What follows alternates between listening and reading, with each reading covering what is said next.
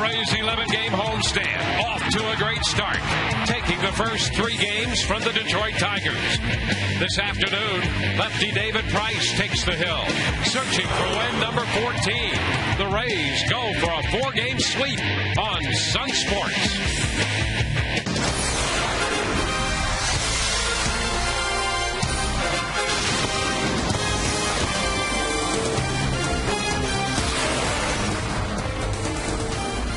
We welcome you to Tropicana Field this afternoon. It will be the wrap-up game of this 4-game series. The Rays are looking to sweep as they play host to the Detroit Tigers. The Rays, with the second-best record in baseball, continue to run second in the AL East. They are 2 full games back of the New York Yankees. Hi again, everyone, and welcome to an afternoon of Rays baseball with Kevin Kennedy. I'm Dwayne Stats. Todd Callis will be with us throughout the afternoon as well. Great to have you looking in. Well, the Rays got the offense started last night, a 14-hit attack. And in the middle of the Rays lineup, in the 3 and 4 spots, 4 hits, 3 runs batted in, a trend they would like and need to see continue. Yeah, you're not kidding. Evan Longoria had a little minor skid, 0 for 19, but he came right out of that. He has hit .343 here at the Trop at home, and last night he was 3 for 4 with 2 singles, a couple of RBIs, a couple of runs scored, and none bigger than this big home run off of Ryan Perry to make it a 7-4 game and give Rafael Soriano his cushion. Carlos Pena was 2 for 3 as well. He had a couple of singles and an RBI, 1 walk, and he was hit by a pitch, so he was on base frequently last night. And since June the 5th, Carlos Pena's hit .258 overall with 14 home runs in 44 games. So really the 2, 3, and 4 spots in the lineup, including Carl Crawford, of course, have really been solidified the last 6 weeks or so. And a great pitching matchup again. It seems we've had one of those throughout this entire series. David Price, who has pitched well, I was going to say he's pitched so well at home, but he's pitched well everywhere he's gone to the mound. He'll be doing the pitching for the Rays today. Yeah, he really has. I mean, he has a chance for his 14th win already. We're not even into August yet. At home, he is 6-1 with a 2.04 earned run average, a 200 opponent's batting average against. And, of course, it is about fastball command, as Joe Madden said. And that's been the big difference for David Price. He's been hitting corners, going north and south when he needs to. Of course, this year the curveball has been very good for him as well. He's changed speeds when he needs to. Rick Porcello was sent down to the minor leagues for 4 starts at Toledo. Since his return, he's been much better. He scuffled the first part of the season in 13 starts. His first 13, his ERA was over 6. His last 2 since he's come back from the minor leagues, getting his sinker back a little bit, his ERA is at 2.57. We know last year this 21-year-old now was a youngster last year, won 14 games and pitched that final game of the season and pitched well, although came up short as the Tigers did not go to the playoffs a year ago. But when he's on, he's got very good stuff. And our Verizon pitching matchup, the starters, the left-hander David Price, 13-5 after number 14. That 2.90 ERA is 5th best in the league. Rick Porcello, 4-8, trying to refine that sinker, as you mentioned, Kevin. And with an earned run mark of 5.55. Rays looking for the sweep. They've won 5 in a row, 3 from the Tigers. More on that in a moment.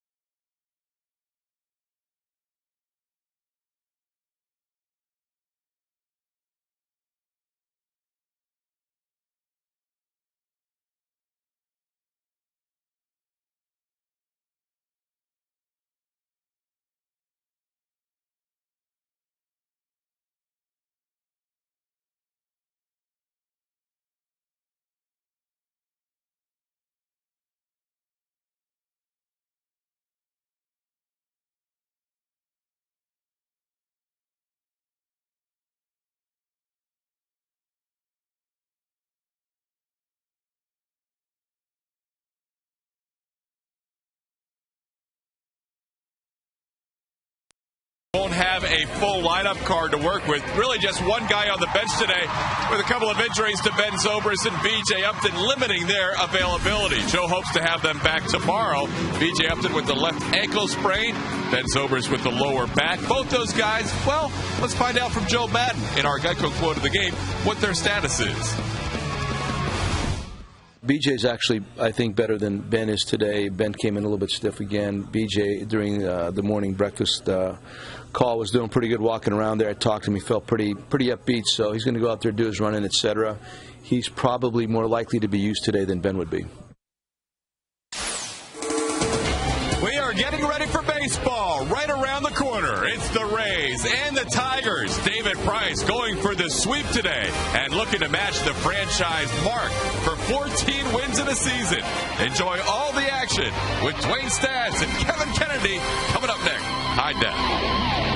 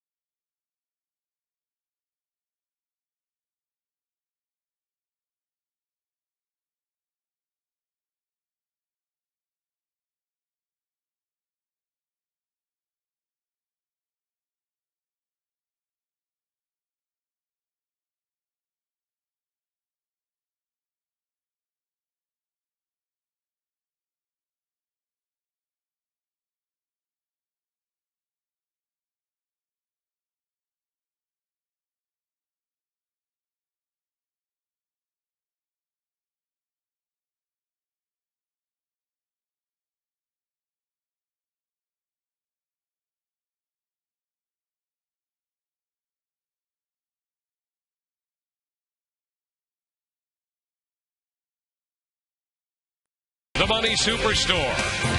And by Checkers, little place, big taste. Welcome inside Tropicana Field. There will be a little extra noise here, as you might imagine, this afternoon with those youngsters in attendance. Rays and the Tigers squaring off in the fourth and final game of this series. And the Rays hoping their offense can continue to make some noise on the heels of last night's 7-4 victory. Here is the Detroit starting lineup for this afternoon's game. Austin Jackson leads it off. He's in center field, followed by Ramon Santiago at shortstop, and Johnny Damon in as the DH. Miguel Cabrera at first, Brennan Bosch in right. Ryan Rayburn is in left field. Gerald Laird will do the catching. Will Rhymes at second again. And Danny Worth, the third baseman, will hit ninth.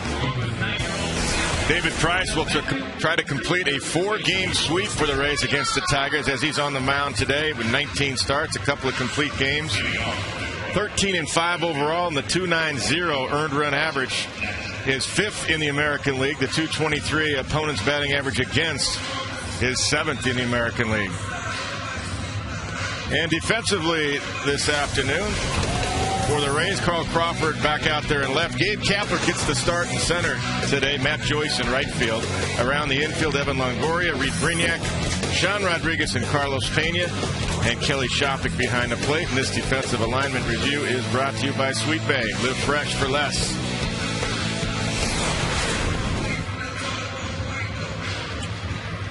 David Price puts the finishing touches on his warm-up pitches. Joe Maddon, the Rays skipper, with a victory last night. His overall record as a manager, Maddon, now over 500. You saw his mark with the Rays. But he did have a 29-game stint managing the Angels, and so he's 389 and 388. And there's Jim Leyland, skipper of the Detroit Tigers. Sunflower seeds. Back on the sunflower seeds. Gotta watch out for those. Could lead to trouble. Don't spit. Here's Aaron Jackson. First pitch is a little high, and we are underway. 72 degrees inside Tropicana Field. And a cut to miss. 1-1. A fastball from David Price. Austin Jackson will strike out a little bit, but he's 8th in the league in hitting, and his on-base percentage is .363. He fouls this one back, so it's 1-2. There's 100 strikeouts on the year. He's at the top of the Detroit lineup. And he's definitely a Rookie of the Year candidate, along with Brennan Bosch. Even though Bosch has been scuffling, he's still hitting over 300 also.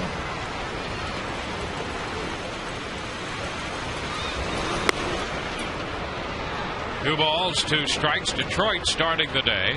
Third in the American League Central. 5 games back.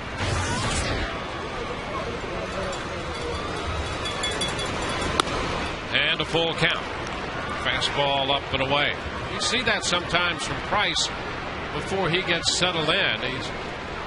This is up and away to the right-handed hitter. Yeah, it's just a matter of finishing off his delivery a little bit better. One hopper out to second, and Sean Rodriguez takes care of that. One away. And that's what we're talking about. Bent his back a little bit better, got over the front leg and drove the ball down the zone and got an out of it to start the game.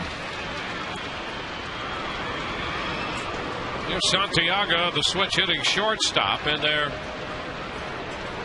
with some pretty good success against left-handed pitching this year. He's hitting over 340. He faces a tough one today, as you know. 1 strike to count. Good fastball there, 94 at the knees. Down to first, by the bag, and fair. Down beyond the bullpen. Joyce has to go get it. Santiago's on his way to second with a first-inning double. Just fair inside the bag at first. Well, ball got in on him, got by him actually. He swung late, but he found a hole between Pena and the bag. Did a nice job, though, of getting inside it a little bit. Even though he was late, he found the right spot down the right field line. Now it's Johnny Damon.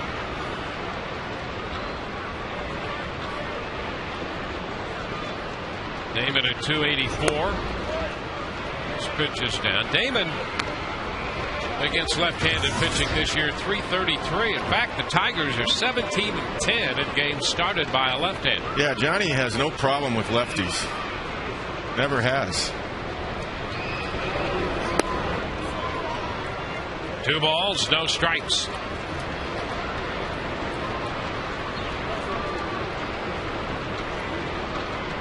Well, that is Ed Hickox back behind the plate. Yeah, he was the umpire behind the plate when Matt Garza made history the other night.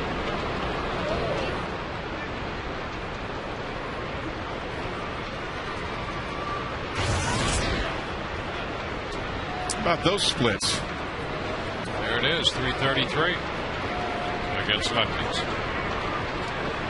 Joe Maddon might bring Balfour in for Damon later.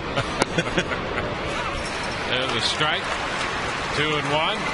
We've had some interesting matchups here, and when you dissect them, as we discussed at the time, there is a percentage advantage that Maddon felt he was utilizing all the way down the line. And a little looper out towards short, and what a catch! Oh, what a grab by Bregnac, retreating into shallow left field. Reed Bregnac This guy makes great plays on both sides of second base when he's playing second and when he's playing short. And what a catch right there. Well, he hasn't been over there in a few days, and right away he has to make a great play to save a run. That had base hit all over it. He's got those long arms, long legs, and times it perfectly. It takes a base hit away from Johnny Damon. Debatable whether Jackson would have, or Santiago, excuse me, would have scored because he had to hesitate as you see him right there in your screen. So probably would have been first and third. Now here's Cabrera. And a swing and a miss. Strike one. Well, there's the first great defensive play of the game by the Rays. You can count them. It'll be 4 or 5 more probably today. That's right. Every game. You want to see great defense. This is the team to watch.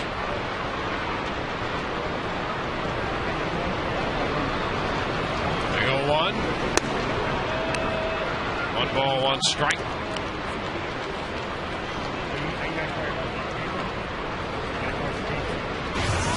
Cabrera, second in hitting, second in home runs, second in on base percentage, first in runs batted in, and first in slugging percentage. And a fastball thrown by him. 1 and 2. This is just power on power. David with 2 fastballs at 95. This one 96. His best 2 fastballs so far today. He saves the best for the best. You might see him go up the ladder one more time.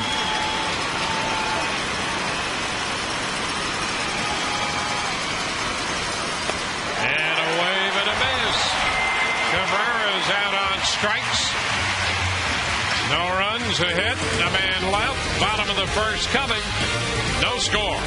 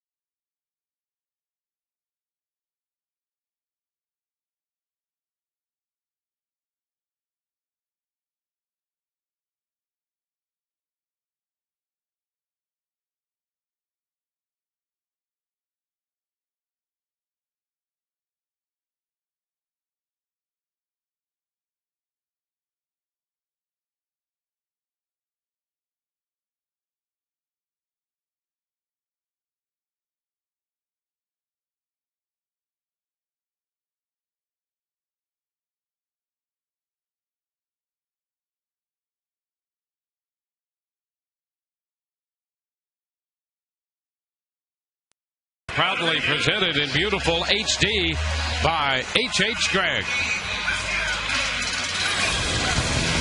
Joe Madden puts his lineup together this way. Sean Rodriguez leads it off. Carl Crawford followed by Evan Longoria. Carlos Pena heating up here in the last week and a half. Matt Joyce in right field. The DH Willie Ibar. Reed Brignac, Kelly Shoffick, and Gabe Kapler completing the Rays lineup. Right-hander Rick Porcello, 21 years old, on the mound for the Tigers. 15 starts overall, a 5.5 earned run average. Sean Rodriguez takes the first pitch high, 1-0. Rodriguez in the leadoff spot, making his 5th start as a leadoff hitter for the Rays this year. And the Rays have gone 4-0 in those other starts for him. The Rays without Ben Zobrist and B.J. Upton on a day-to-day basis. It's fouled back. Zobrist left last night's game with some back stiffness, and Upton with that ankle issue.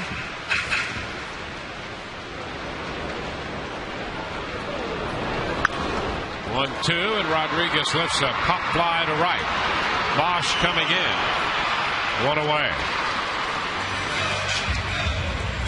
Defensively for the Tigers this afternoon, Ryan Rayburn in left, Austin Jackson back out there in center, and Brennan Bosch you just saw in right field. Around the infield, Danny Wirth, Ramon Santiago, Will Rhymes, and Miguel Cabrera, and behind the plate, Gerald Laird. And this defensive alignment review is brought to you by Sweet Bay. Live fresh for less. Carl Crawford goes after the first pitch and chops it to Rhymes at second. So Carl after the first pitch. 2 up and 2 down with the bases empty. Well, Porcello struggled early. Just lost his sinker. And that was a big part of what made him so successful. Yeah, he was a ground ball pitcher. I mean, he would get a couple of ground balls an inning is what he pretty much averaged last year. He's had a couple starts since his return from AAA. Now Evan Longoria. Pitch is down. 1-0. Well, here's a comparison. Last year, 14-9. And this year, 4-8. Look at the opponent's average. 267 to the current 308. That's a big jump. Yeah, it really is. You know, I talked to Rick Knapp, their pitching coach, not too long ago about Rick Porcello. 1-2. Nice little slider. And it you know, similar word that we've used here. He got a little flat with his sinker, a little rotational with his delivery. 2-2. And now his alignment, it does look better right now, going right toward his target. And you got to get on top of that sinker. You get rotational with your delivery and open too soon, your arm's going to flatten out and the sinker flattens out. And strike 3 call. Fastball catches Longoria looking. 1-2-3 go the Rays. No score through 1.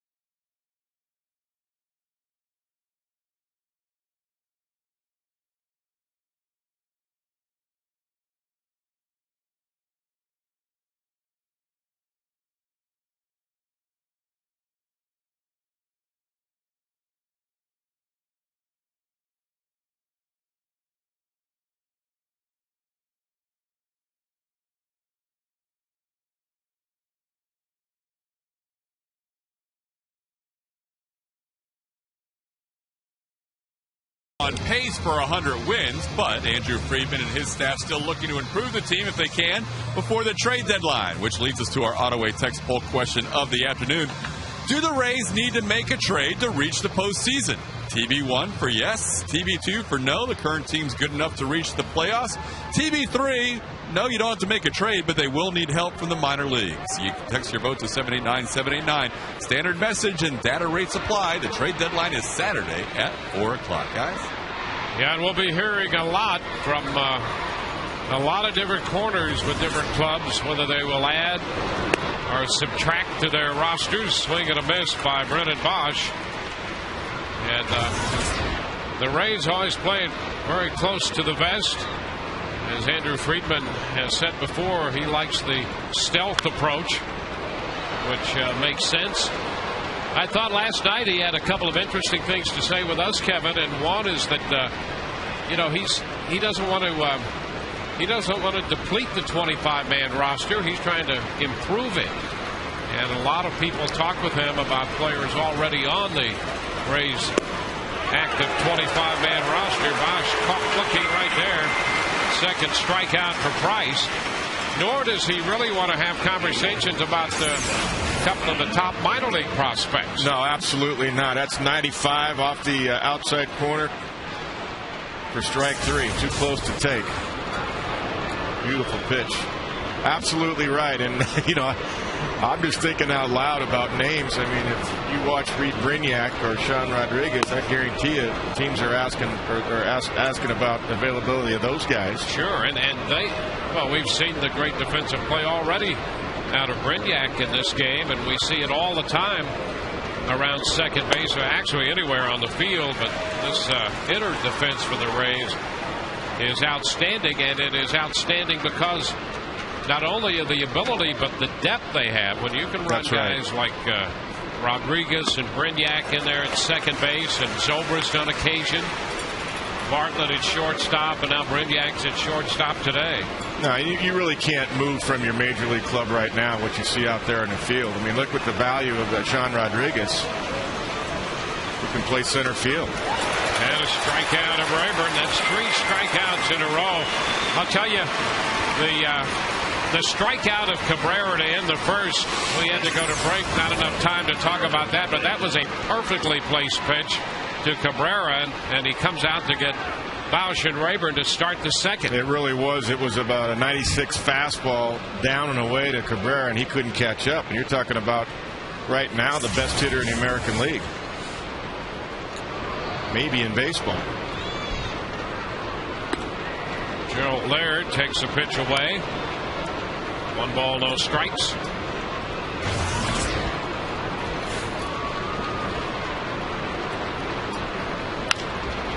And a fly ball into right field. The fastball taken the other way, and Joyce takes care of that. A quick 1-2-3 second.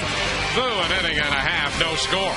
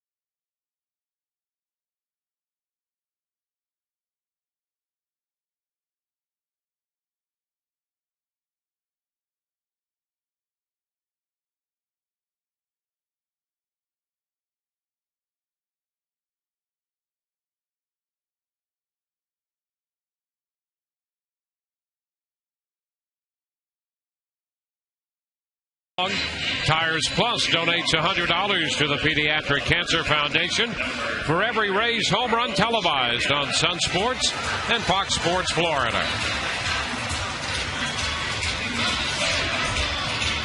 Rays to have Pena, Joyce, and Ibar hit. Youngsters with those thunder sticks in hand.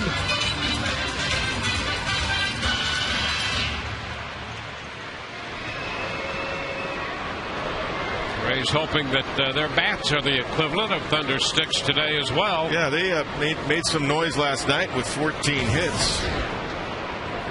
Carlos Pena, as we mentioned, has been hitting much better the last 6 weeks. 14 home runs in 44 games. 22 home runs for the year, 5th in the American League, and he takes a good cut at that fastball down. Strike one.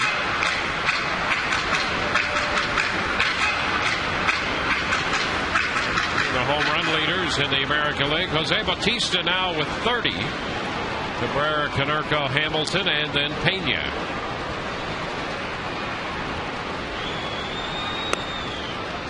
A good look down by Carlos. And it's a 1-1 count. Pretty good changeup right there from Rick Porcello. Fading away. Had good depth to that.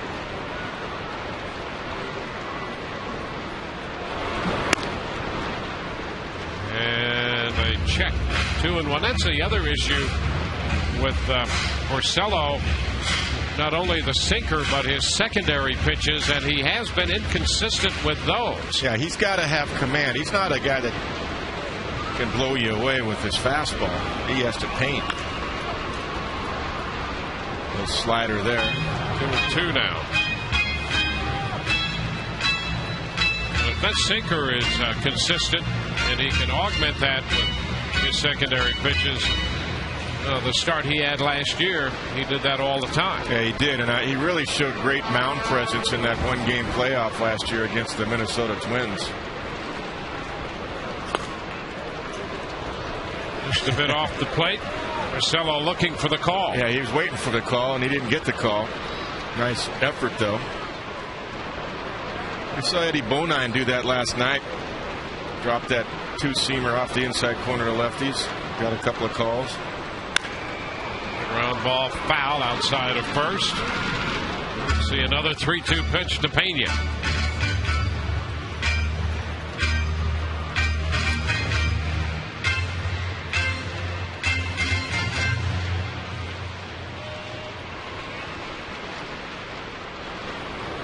First time Porcello has pitched here in the Trop. Oh, a high shot deep into right field, and that baby is out of here. That hit the back catwalk, and Pena has given the Rays a 1-0 lead with his 23rd home run of the year. A big blast to right by Carlos Pena. Boy, that's a nice at bat. He laid off a two-seamer off the inside corner. Take a look at this 3-2 pitch. Right down the middle. I mean, right there on a tee form.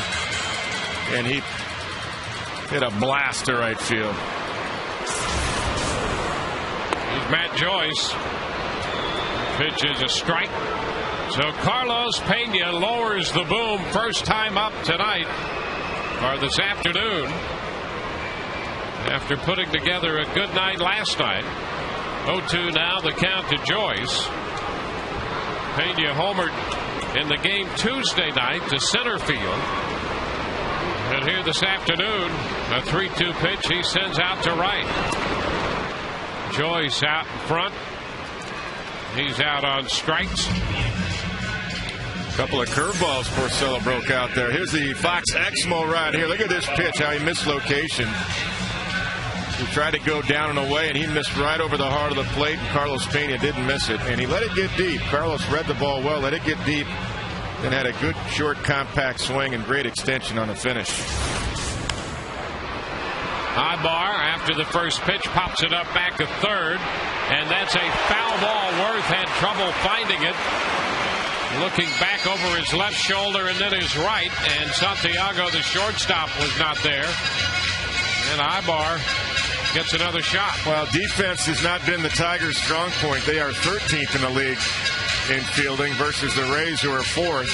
Yeah, the only team in the American League with more errors would be Seattle. Yeah, and those are plays that have to be made right there. Santiago has got to cut that down, and he's got the better angle on it. When you watch Jason Bartlett or Reed Brignac, they make that play as well as anybody. Ground ball picked up by Cabrera. 2 outs.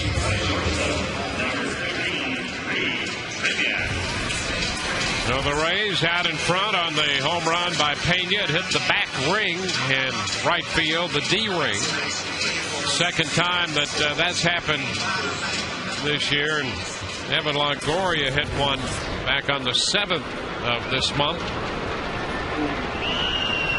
And Pena hits one off the D ring in right field today. Brignac shortens on the bat, and the pitch is a ball. Hey, Carlos is catching up, and he's got 23 home runs now. He's only a couple behind Cabrera. 2-0. This is after hitting about $160 into June.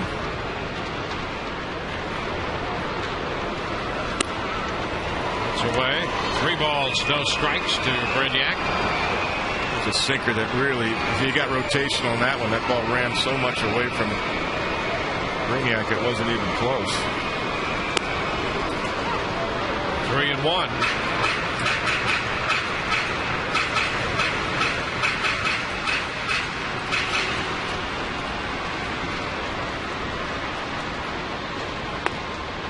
And a strike on the inner part of the plate. Runs it full. There have been 20 home runs hit off the D-ring in the history of Tropicana Field, including the one that Pena just hit. Brignac will see another 3-2 pitch. It's a pretty good shot right there. Oh, it's a blast.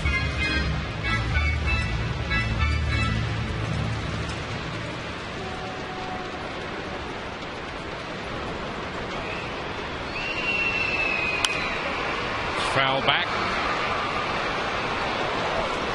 Good battle by Reed Brignac, fouling off a couple of 2-seamers away to stay alive, try to get one mistake pitch.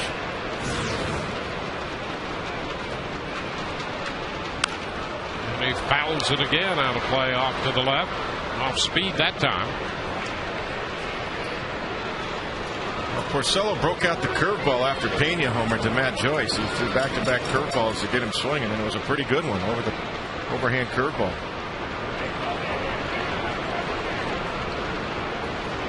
Sinker away. And a strikeout, a cut and a miss on that fastball. So the Rays are out in the second, but they grab the lead on the Carlos Pena run. For Pena, number 23, and the Rays lead 1-0.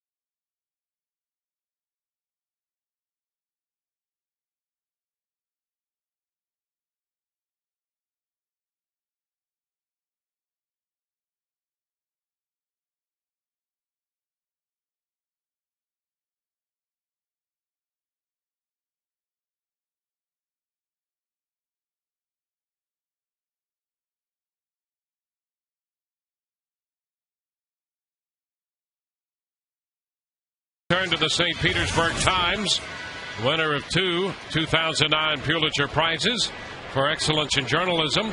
To subscribe to the Times, the official newspaper of the Rays, call 877-THE-TIMES or visit TampaBay.com.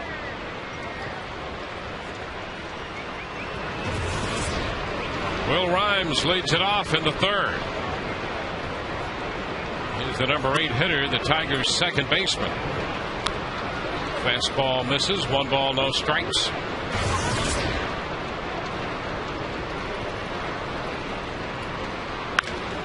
Rhymes strokes it into center. That ball's going to be in there and get past Kapler, go all the way to the wall. Rhymes is headed for third, and he's going to make that easily. He lines a triple into center field.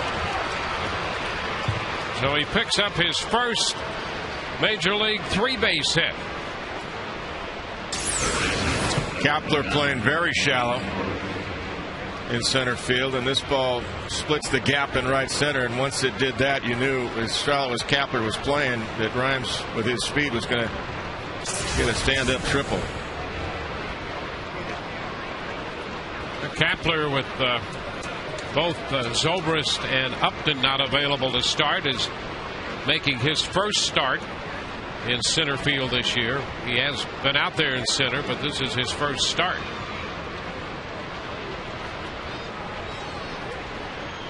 Here's Worth. 1 ball, no strikes. Danny Worth at third base. Hitting out of the 9th spot. Pops it foul. 1-1. As we discussed last night, the Tigers did make a deal for Johnny Peralta with the Cleveland Indians.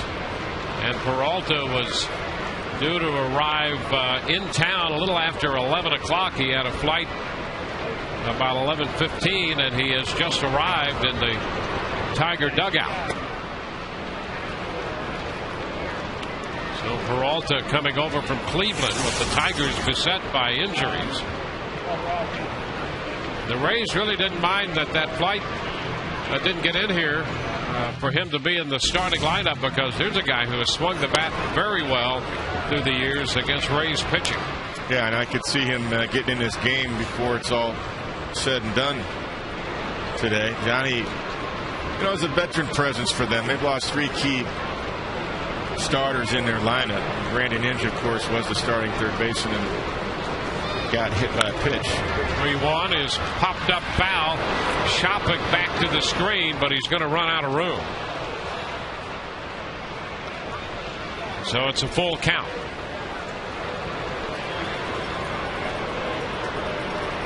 Now, the injuries that hit this Tiger ball club, as you see, Peralta's numbers lifetime against the Rays, 347 with 10 home runs in 52 games. Yeah, he hits here too.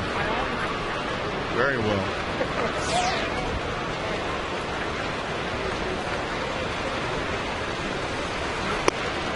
And the pitch just missed. Ball 4. The Tigers put their 8th and 9th place hitters on, a triple and a walk. First and third for the top of the order. Fastball, they were trying to go in, and it ran off the plate too much, as you see on box tracks there. Good call by Ed Hickox behind the plate.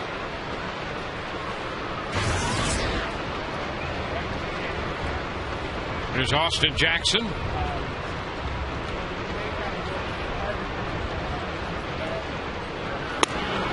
Fastball blown right past him.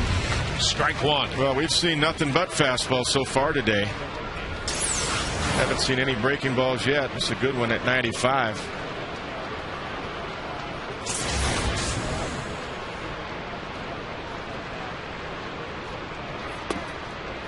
And a strike on the outer part. 0-2. That's a better one at 96. He has the ability to get out of this inning with nothing, and he's going to go for the strikeout right here, probably up in his zone to try to get Jackson to chase. Let's see. And he does. He strikes him out. 3 pitches, and Jackson is out on strikes for the first out of the inning. Not too many guys can go through a lineup once and now into the second time and just throw all fastballs to start a game and get away with it. But when David has command, he can get away with it. And you know what's coming. I mean, there's no scouting report. Yeah, you're looking fastball. That's a point that Kelly Shopik firmly believes with the kind of fastball Price possesses.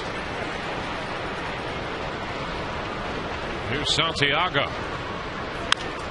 He pops it up, foul ball right side. Pena's after it, but it's going to be out of play. About 4 or 5 rows back. Strike one. Well, that's why David's staying with it right here with Kelly Shopik, because that pitch he has a chance to get a strikeout, or what you almost saw right there, a pop out.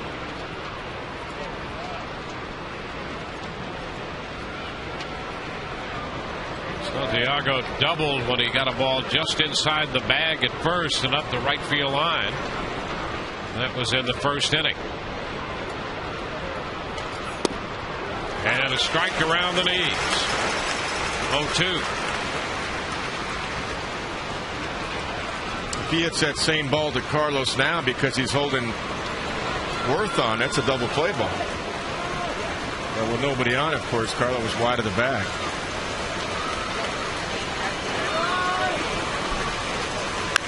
And a ground ball headed to second. Rodriguez to short and back to first, not in time, and the ball just not hit hard enough as Rhymes scores. Rodriguez tried to get it to Brignac, the shortstop, as quickly as he could, knowing that it wasn't hit that hard. Yeah, see where Sean is. It's a long throw for the second baseman right there because the ball was hit a little bit to his left and he had to charge it. And once that happens, Santiago runs well enough to beat the throw at first. But the Rays will take it. They'll take it. They'll 2 outs and a runner at first. Just want to minimize a big inning. That's what David was trying to do. So the game tied 1-1, and here's Johnny Damon over to first. Santiago's back in. Rhymes, who opened with the triple, has scored the run.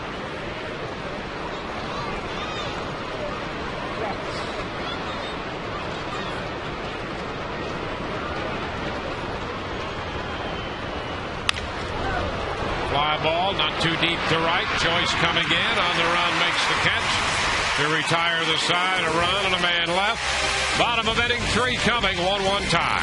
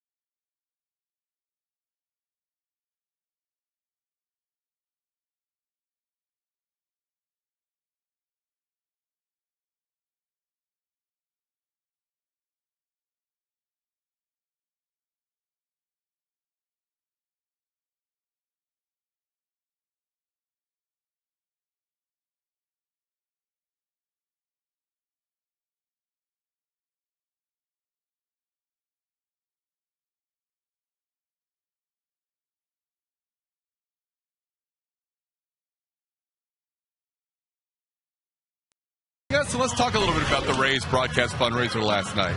I think our fans got to hear a lot about what the Rays Baseball Foundation does, all its work in the community, a lot of the organizations that we support, and some of the programs that we've created. So it was a great commercial for the foundation, but also a great way to raise money. I think we raised more than $50,000 for the foundation last night, which is a real nice number.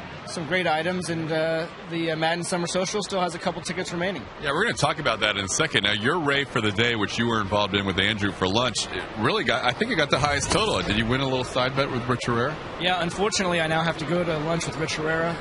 He's going to pay for it, but I guess I won the bet, but I also lost the bet. Nice. What about the Joe Madden Summer Social, which is going to be over here at the Whitney Bank Club in August?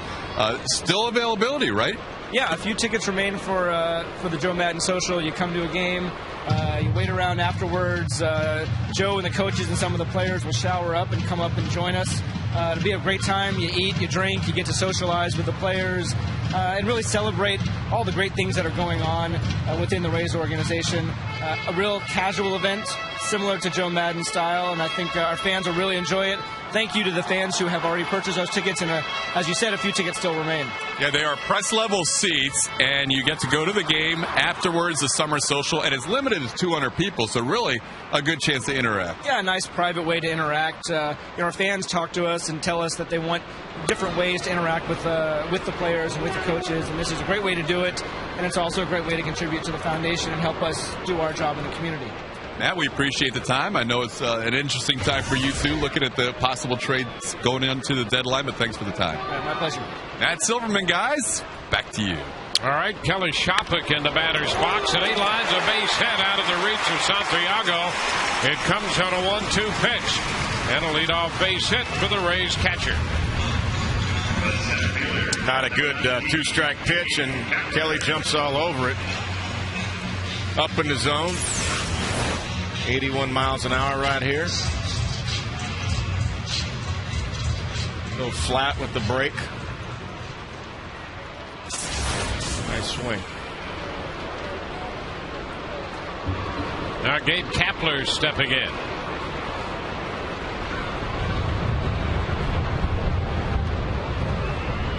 Yeah, that Joe Madden's Summer Social is on the 15th of August.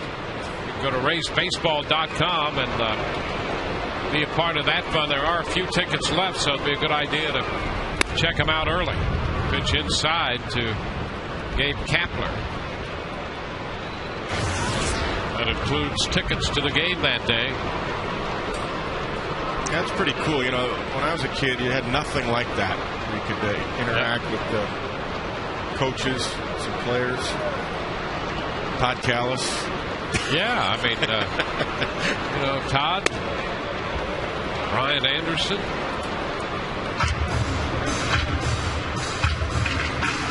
It'll be a big afternoon.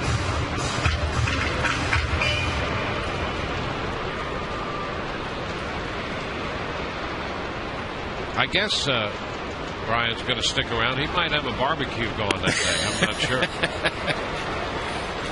But he will be here today. He's going to stick around for the post game today. Now, he didn't go home and barbecue right now, did he? Some dogs and burgers and come back? If that's true, I hope that he's very relaxed and his attire reflects that on the post game. There's the strike. 3-1. That's a heck of a 3-0 pitch right there. Two-seamer. Paint the inside corner.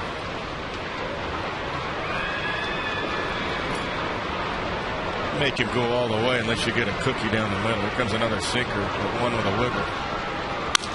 And a little broken bat roller to third. Worth with the pickup, and the throw to first is in time. Shopik moves up to second base on the broken bat slow roller.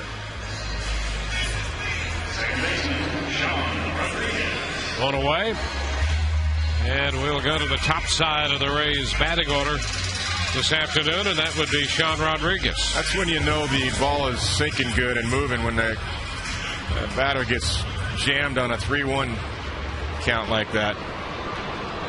That good movement in on the hands of Gabe Kapler.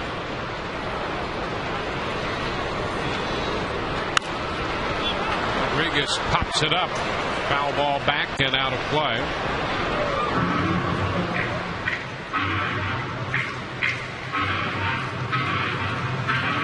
Well, we've seen sinkers and a changeup and a slider and a curveball all from Marcelo in this game so far. Throwing it all.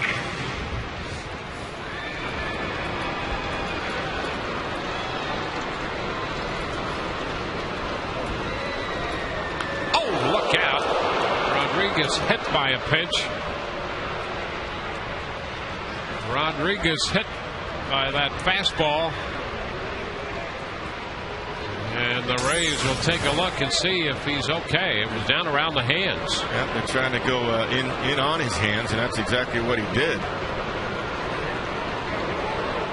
Last instant, hit the back of his left hand. That's not good. Ron Porterfield will take a look. Just to make sure that left hand is okay. Checking to see if Sean really jumps at that, because that would tell you there might be a. No, there's a smile. That's good news. He'd be on his knees. That's a good sign right there. If that thing was fractured, he'd be on his knees when he hits that spot. Listen to this. We'll see what it sounds like.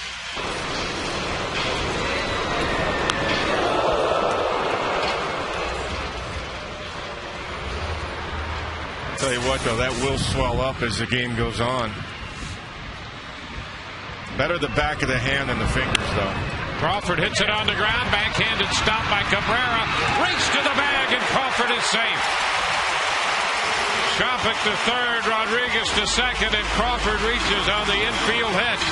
You get into a foot race with Crawford, pretty good chance you're going to lose it. And he beat Porcello into the bag. Yeah, he sure did. And Miguel Cabrera, this whole series, I think has played a pretty good first base. He's a little bit thinner. He's more mobile over there at first. Here's Carl. He smells hit right away. I mean, he gets full bore as soon as he hits the ball. I've never really seen a guy able to do that right out of the chute.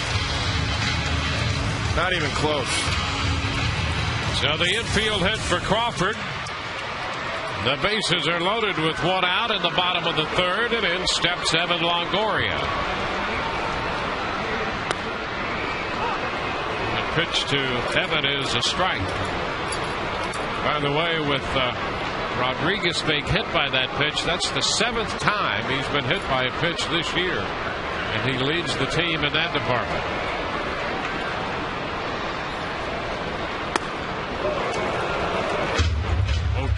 Big cut right there to fastball. Yeah, I'll tell you what, those are his best 2 pitches right now in the game. He paints Evan up away, and that one, the bottom fell out as it came in on him.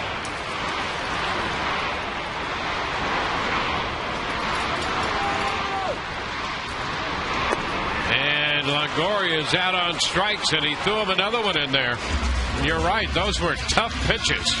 That was the Porcello we saw from a year ago right there. His 3 best pitches of the game. Look at the movement, and it's off the inside corner by plenty. Tough 2-strike pitch. I'll tell you, those last 2 pitches, good luck. Well, they had that boring action in on the righties. That's where he was really effective a year ago. So 2 outs with the bases loaded. Let's see what Carlos Pena can do this time. Carlos hit the 3-2 pitch off the D-ring in right field his first time up for the home run. And the take on a pitch away. The Amscott replay. The Pena home run.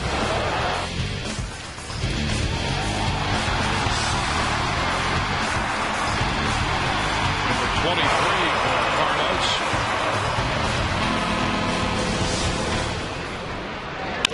And a line shot that skips off Cabrera into shallow right. 1 run is in. Throw to the plate. Rodriguez will score. Over to third goes Crawford. The Rays get 2 runs out of that hot shot, and now they lead 3-1. Shopick and Rodriguez score as Crawford winds up at third. That was a bullet.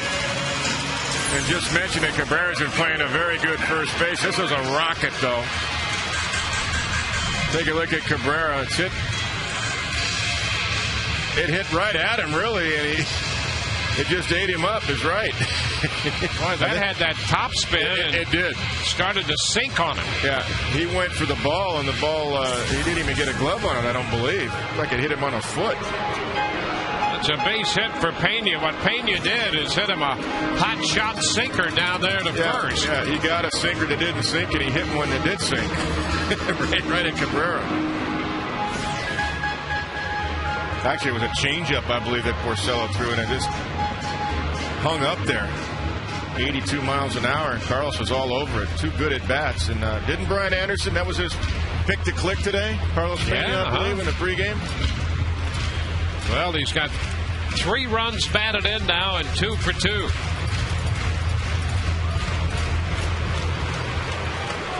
Well, that was a vicious low liner with sink on it.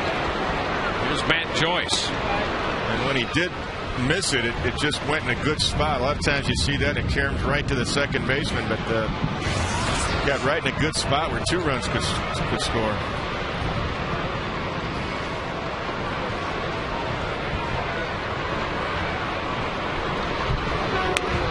Joyce takes this one over but low. 2-0. Another changeup right there.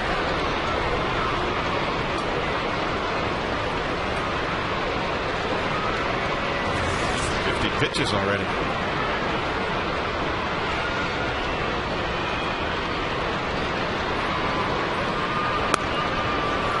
And he misses down. 3-0 the count to Joyce. Sure, there'll be a green light here too with Matt Joyce, but he won't get a cookie down the middle. He won't get a straight fastball down the middle. They'll try to sink one off the outside corner. 3-1.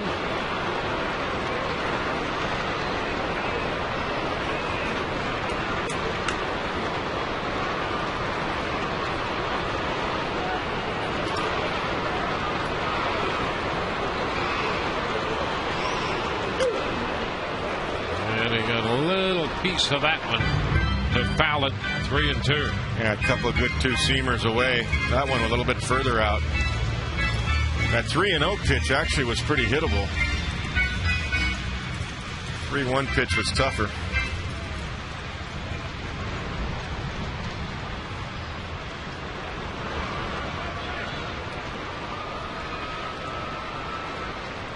Comes a changeup. And ball 4. That reloads the bases. Joyce draws a walk. The 16th he's drawn since coming up from Durham. He's got a pretty good eye up there and a very good on-base percentage. So the bases are loaded for Willie Ibar.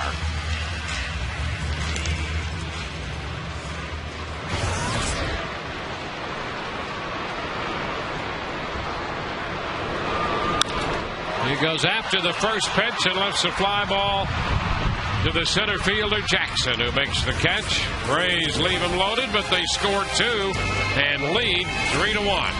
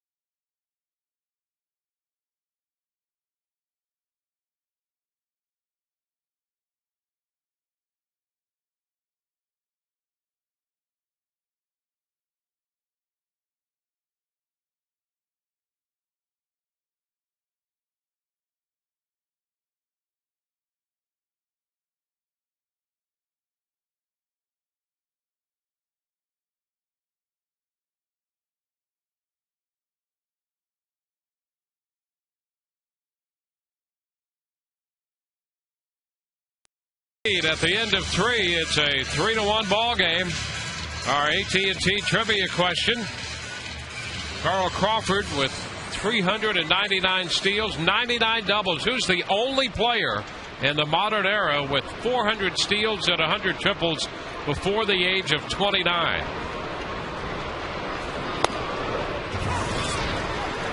Miguel Cabrera takes the pitch for a strike.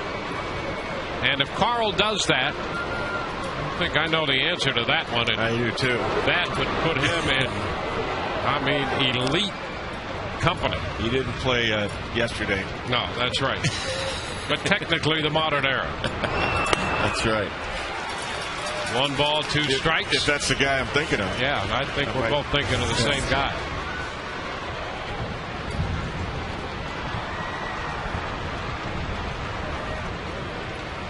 Cabrera, Bosch, and Rayburn due up against David Price.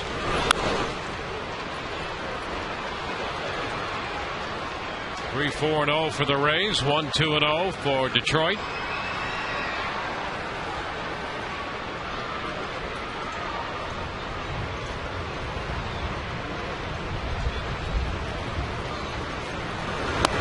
Fastball up. 2-2.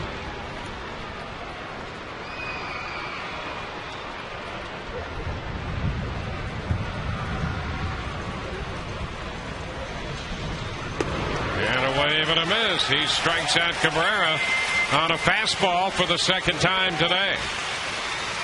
That tied him up right there. 95. They go inside it again. And Miguel goes right underneath it with the swing. Couldn't get inside it. He's made 2 great strikeout pitches to a great hitter. He really has. He got Cabrera the first time on that great pitch down and away, and that one running it in. And now Bosch reaching, misses on the fastball, strike 1.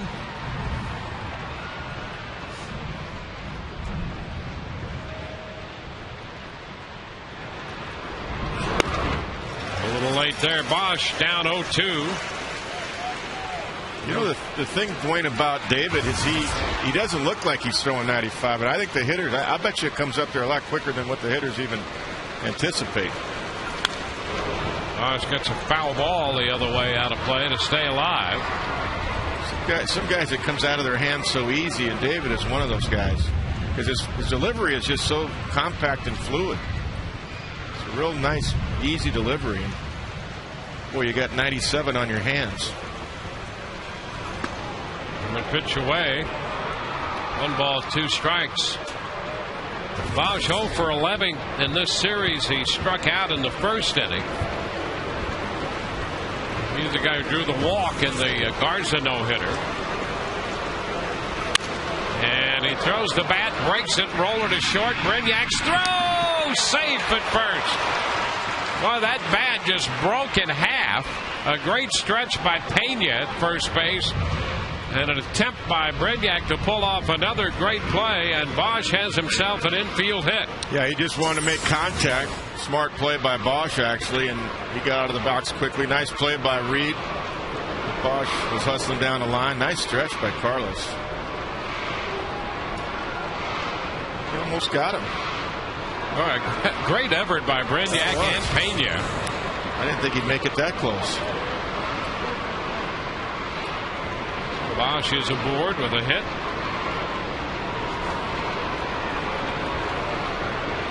Rayburn. Pitch is down. 1 ball, no strikes. Ray's got a run in the second on the Pena home run. The Tigers a run in the third on the ground ball by Santiago. And the Rays 2 runs in their third. We're in the fourth.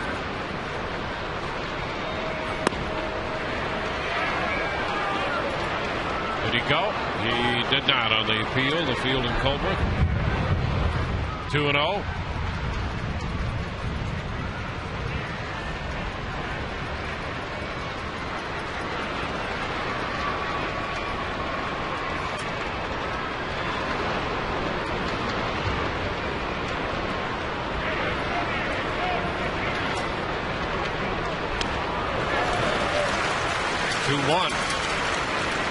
Hey, how about that? That's something other than a fastball. It was. He's thrown 3, I believe, this inning, or 4. And he called it himself because Kelly Shopik went fastball in, fastball away, and David shook to the changeup. Smart pitching right there.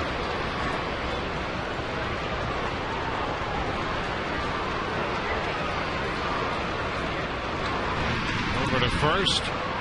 Bosch is back in. Hey, see that move? I watched the guys working on that move where he's actually stepping right kind of toward that 45-degree angle. Yeah, he's pretty close on that angle. He's close. Yeah, that's something they were working on out here early about 2 days ago. I was checking them out, gathering my information. Yep. And he tried it out on that throw over right there.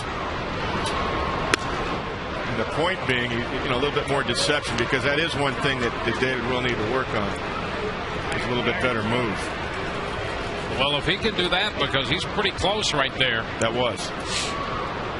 But that's what Andy Pettit does. Andy Pettit is right on the verge of that imaginary 45-degree angle there. Full count. Rayburn missed the fastball up.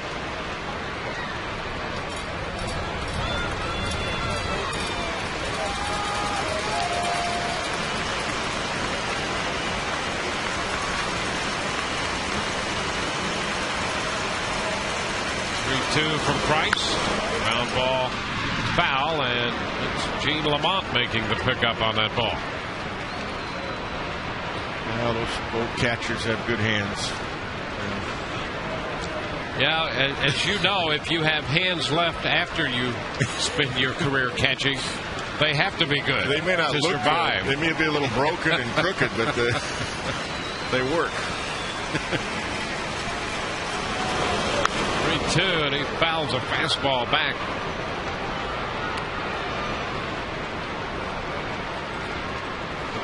David's given up a run on 3 hits, 5 strikeouts. I'm wondering if David would call his own changeup here again after a couple of pretty good swings on fastballs. Yeah, Rayburn had a very good swing at that last one. He fouled straight back. Yeah, David calling it again. Here comes a changeup. It's smart.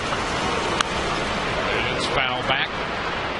That's David doing that. Kelly did the same thing. He called fastball in, fastball away. David didn't want either one of those. He wanted that off-speed pitch. That's smart because he recognized that Rayburn was on his fastball. And now he could go fastball if he wants. He planted something in Rayburn's head, but Rayburn's still going to be sitting fastball and try to cheat on it. Fastball away. 9th pitch of the at-bat is foul. It's out of play. See, that's what cheating is right there. When you see a guy turn on a fastball and hit that far foul, he's only looking for one pitch. And he's opening up soon so he can catch up with it. Against Price, it's hard to look for anything else. Yes, it is. See, he's just look at his head's down. He's just saying, I'm going to hack. I know it's 96 coming at me.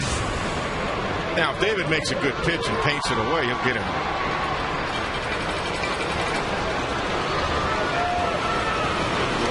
Inside on him. And he fouls this one. He's cheating so bad. It started early. Well, if he can get one down and away, he's out. But those last couple of pitches were over the heart of the plate. The last one was actually in, but the one before that. So 21 pitches in this inning, a 10-pitch at bat here for Rayburn.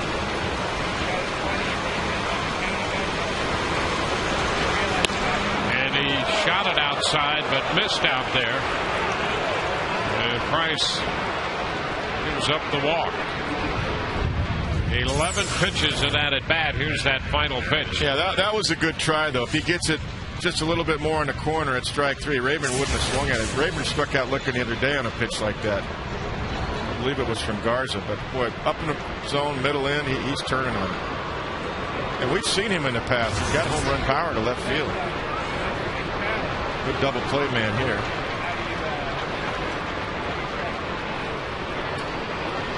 Gerald Laird, the catcher.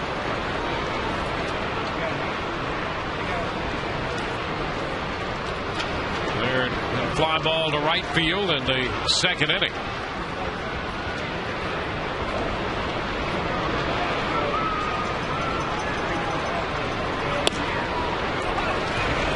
strike. That's the fastball he wanted on Rayburn. He would have struck him out looking. Very similar pitch. That pitch right there is almost unhittable.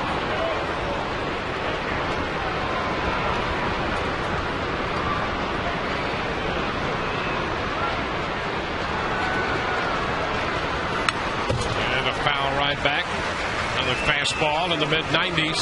Well, you know what the guys do on the bench. You know, they see the pattern. They say, "Gee, we got to start cheating, guys." And it's up to Price to make well-located That's fastballs. it. That's exactly right. Now that ball was up, and Laird was all over it. But if it's down and away, he strikes him out.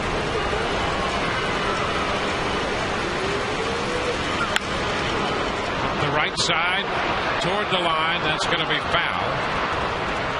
So the count holds at 0-2. Have a moment here, and we want to pass along our very best to Wade and Debbie Boggs. Debbie in the Pep and Hart Institute in Tampa with a little issue. We hear that she's doing great. They're watching the game, and she's a real sweetheart, and we know that she'll be out of there soon. Oh, that's good.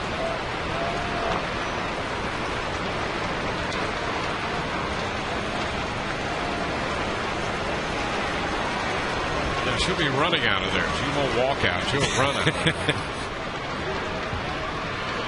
or maybe dance out. She'll dance out. That's the only way to do it. Yeah.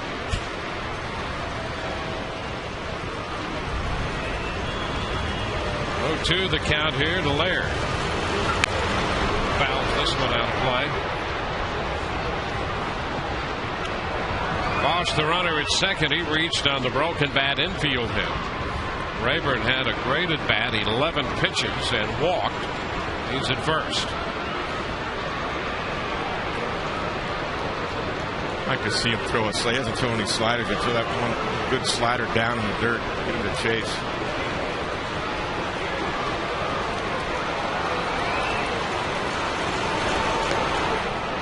Down. Like that. Yeah, there you are. That was more of his curveball, though. I think if he throws the hard one, it looks hard to Laird. He's got a chance to chase that.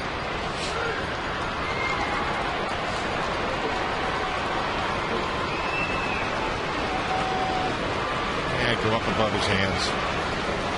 In. David's had to make a lot of pitches here in the fourth. And he misses up. 2-2.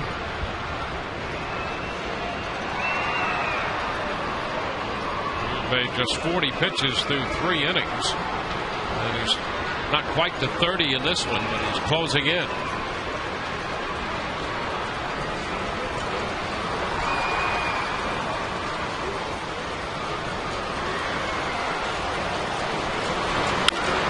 Fly ball right field.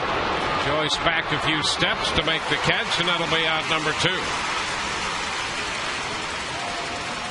2 away with 2 men on. Rhymes will be the hitter, and we'll remind you not to miss the last chance for 2010 Rays season tickets. By doing so, you'll guarantee yourself postseason opportunities and other great benefits with Rays season tickets. Visit RaysBaseball.com or call 888-FAN-RAYS.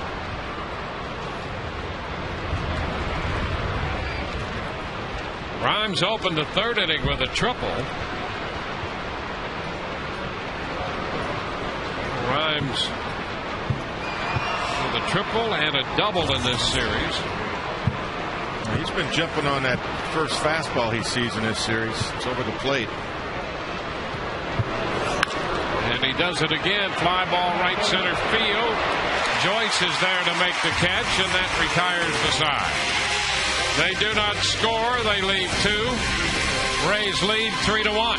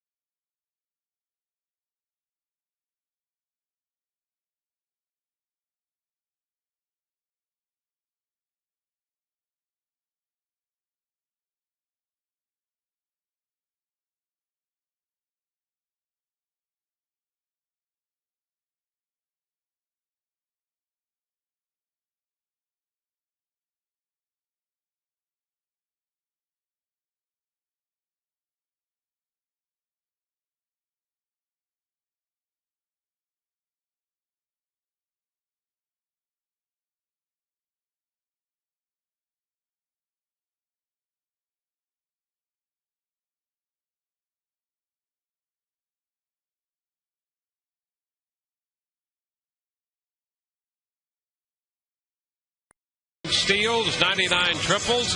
He's the only player in the modern era with 400 career steals and 100 triples before the age of 29.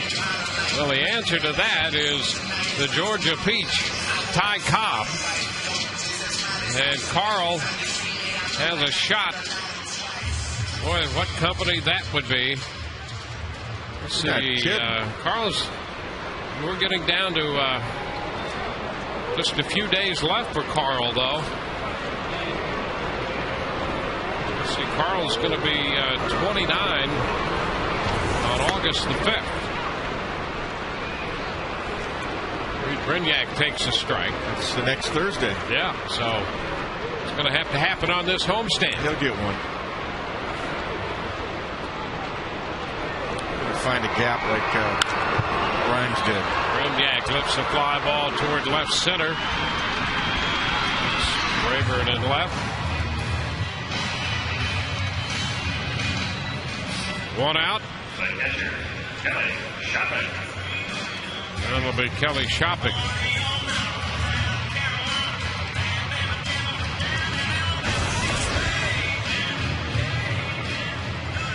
Shopping opened the third inning with a base hit into left. That led to a run.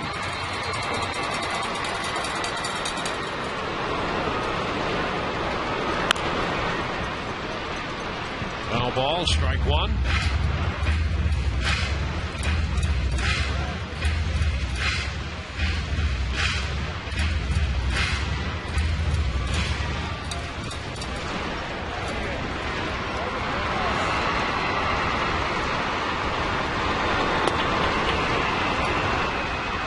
He did go 0-2.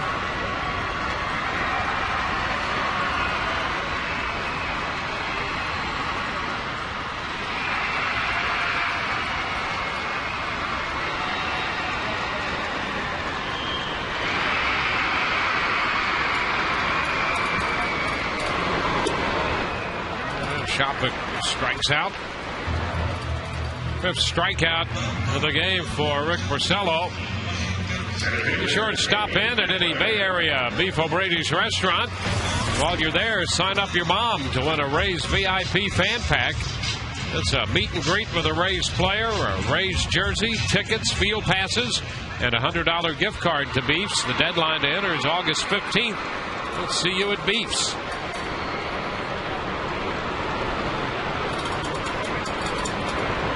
Kepler. That's a strike. August 15th, also the day to Joe Madden's summer social. I checked your schedule. You'll be there too, Kevin. I'm here. Yeah. I'm in town. And a strike 0-2. Some of those still available by going to RaysBaseball.com, and they benefit the Rays Baseball Foundation and all the good work they do.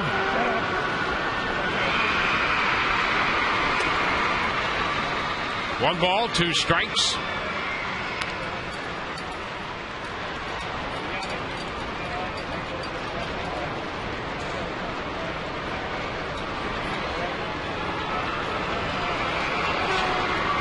Kepler chops it to second. Rhymes charges gloves and throws. The Rays are up and down 1-2-3. We're through 4. 3-1 Tampa Bay.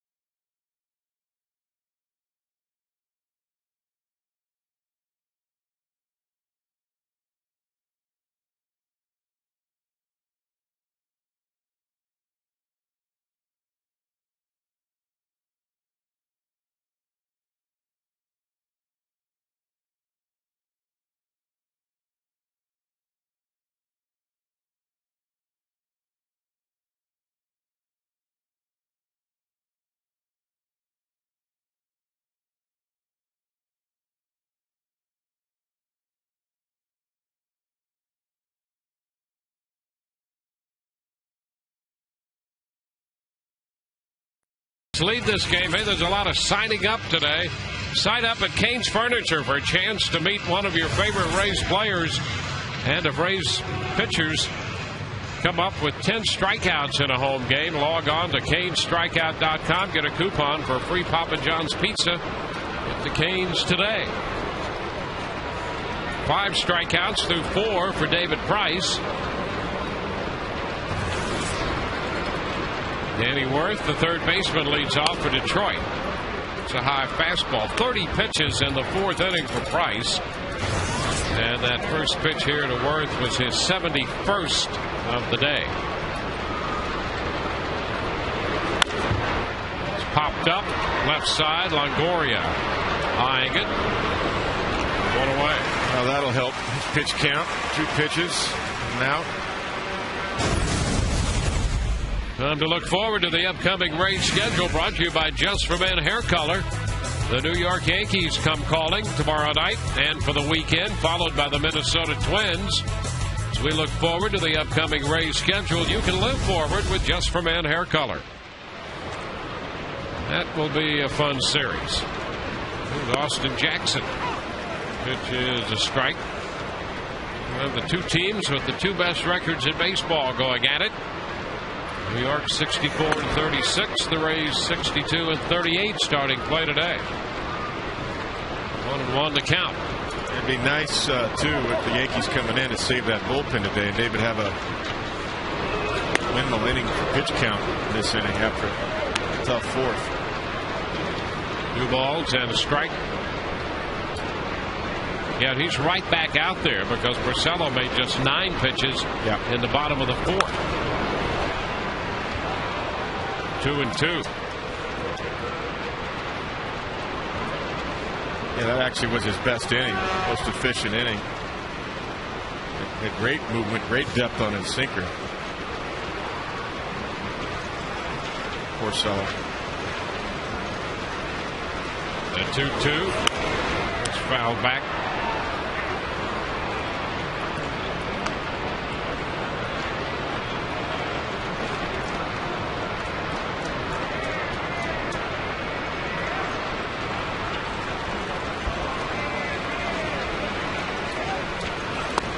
Strike 3 call. Jackson caught looking at the fastball. 2 gone in the inning. Strikeout number 6 for Price. And that's down at 95 or 96. That's that unhittable fastball. For a lot of guys, that's at the knees on the black. Forget about it.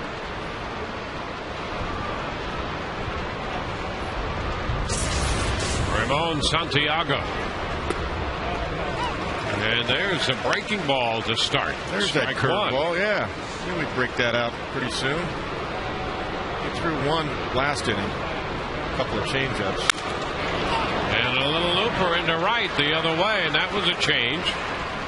Santiago has his 2nd hit of the day. He has 2 of the 4 hits off Price.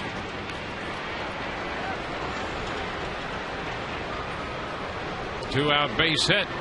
Gets Johnny Damon up there. Well, he already saw something slow on a curveball that broke, and then he gets something slow that's straight. That's why he was able to put it into right field.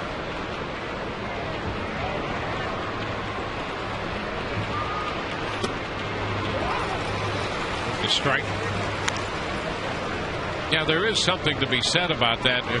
If you're going to change off a pitch that's already off speed. That's right. Yeah, that used to be the old. When I came up with the Orioles, that was the old thing. Ray Miller said, "Don't ever throw it. Don't call a changeup after a slow curve." There's not much to change up off. Right. You could do the other way around, but not that way. Now, obviously, that's not true all the time, but that was just kind of a guideline. The Orioles way back in the day. 0-2. Fastball.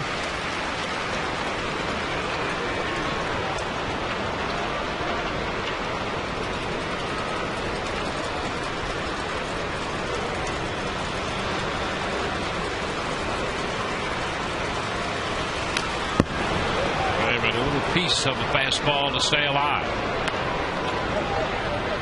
Well, the Rays lead this one 3-1. We're in the top of the 5th. Mets lead the Cardinals in New York 4-0. It's headed into the bottom of the 5th. Washington leading Atlanta 2-0 in the top of the 4th in Washington. It's a foul ball and holds the count at 0-2. Yankees and the Indians play tonight in Cleveland.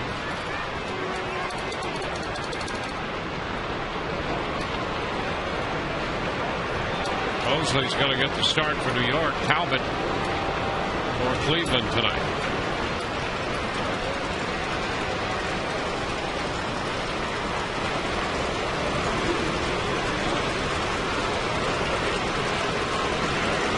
Runner on the move, a swing and a miss. That takes care of Damon. He threw him a slider to get him. Bottom of the 5th coming, 3-1 Rays.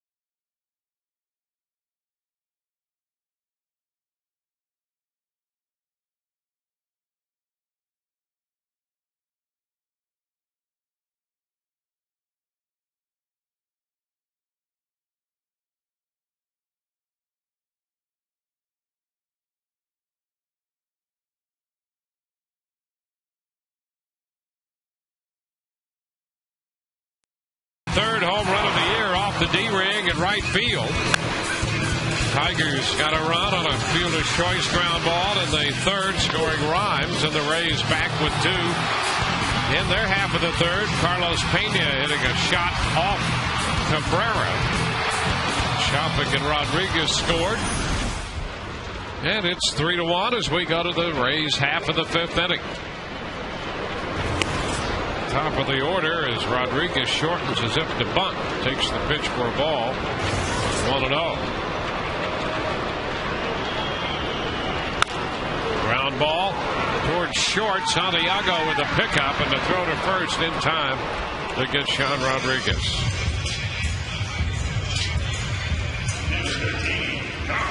One out for Carl Crawford. Sean chased a bad pitch there. Had the count in his favor, got a little over anxious. He knows it. A strike. Breaking ball to start Crawford.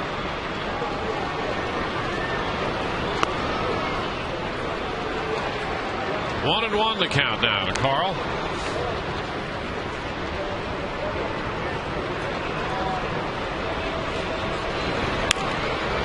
A popper headed to the shortstop Santiago.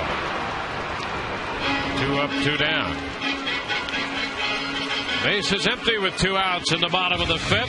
Here's a reminder to look for the Miller Lite. Tastes great in this moment.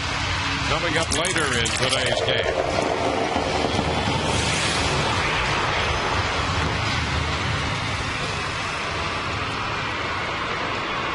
Here's Evan Longoria.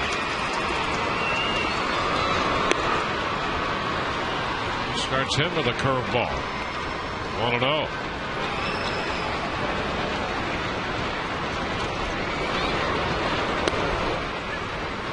Stays away. Slider away. 2-0.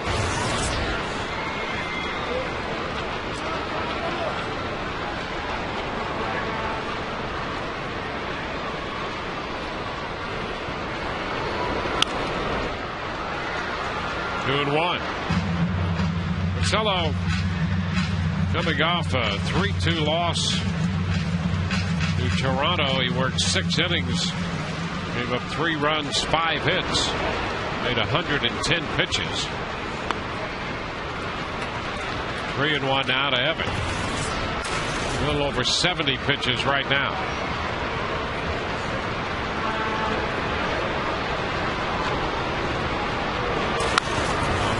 Chops it to short. A busy inning for Santiago. Those throws in time, and 1-2-3 go the Rays. 7 in a row retired by Porcello. Rays lead 3-1.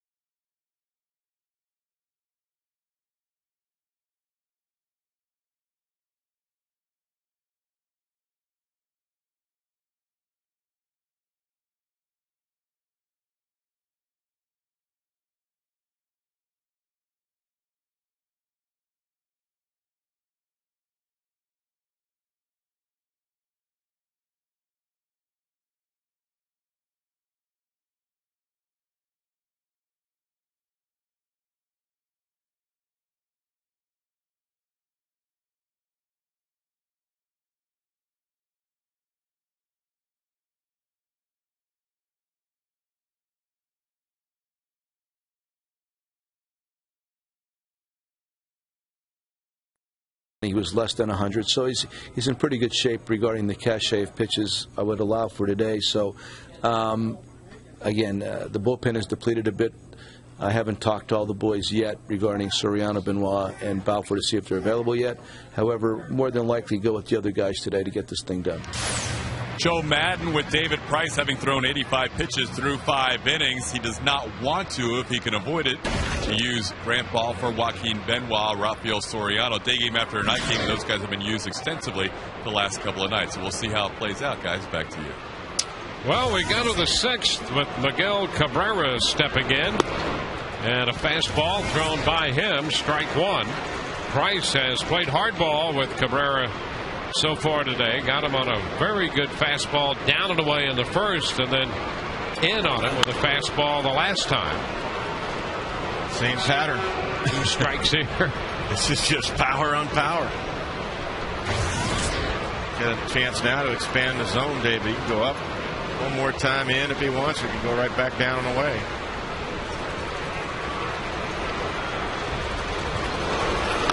Upstairs. 1 ball, 2 strikes.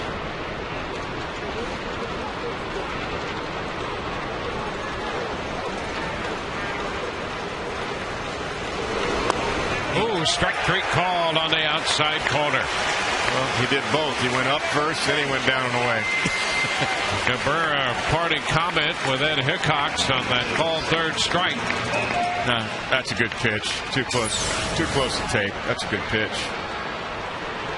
See, everything was up. Look at that. It's paint. That's the perfect pitch. Sure is. Exactly right. Outside corner, had plenty of it. At the knees. Bosch fouls it back. Strike 1. You know, Bosch right now with that broken bat infield hit in the 4th is 5 for his last 48. He's pitched down and away. Yeah, I saw that today. And he's had, you know, that hit in this one, and he walked the other night. But it may seem strange to say this, for a young hitter who's struggling the way he is, but I still like the way he swings the bat. He's aggressive. Yeah, no, they pitched him well too. They've gotten above his hands. He's seen some really good fastballs this series. 95 at his hands. And he's out on strikes right there. Second time that Price has struck him out. Price with his 9th strikeout, and he threw him a good pitch there. Yeah, and you know what he's done now.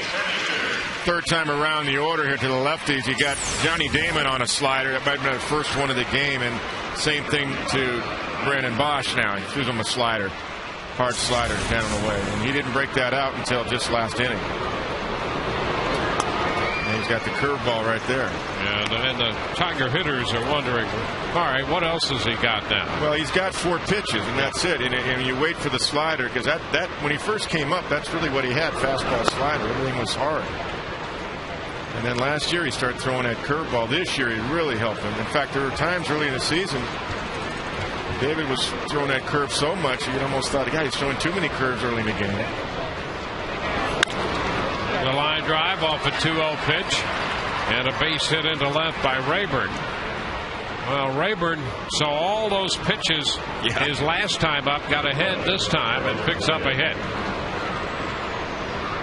Don't forget, for a limited time, take advantage of the Autoway buy 3 get 1 free tire special at all Autoway dealerships. Go to AutoWayServiceCenters.com for locations and to schedule your appointment.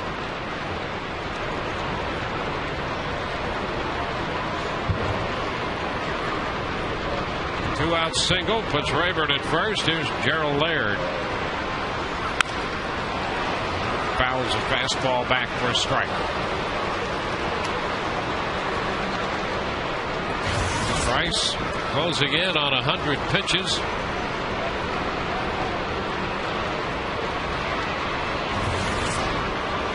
He's at 97 at the moment.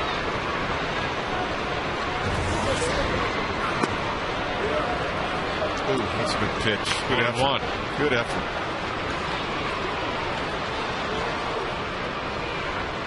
You're going to go in. That's where you want it, right there. Get on the hands where you can tie him up.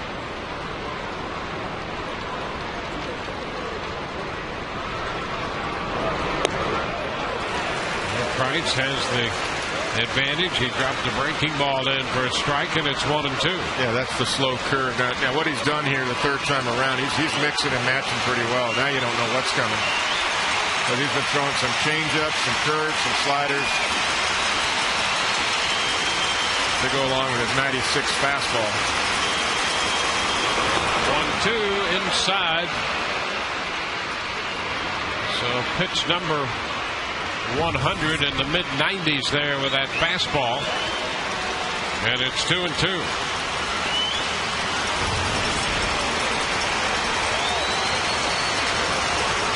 Ground ball. Rodriguez from second. No runs, a hit. A man left. Bottom of the 6th coming. 3-1 Rays.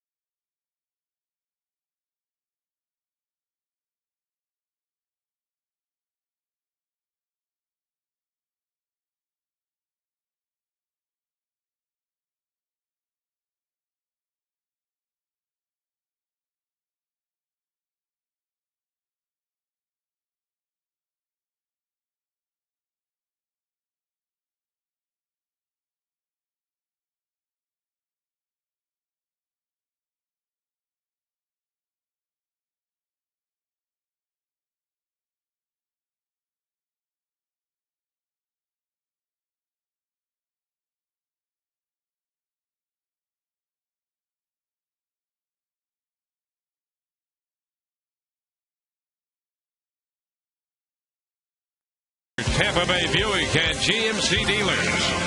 And by AT&T. Find out what's possible with the nation's fastest 3G network. AT&T. Rethink possible.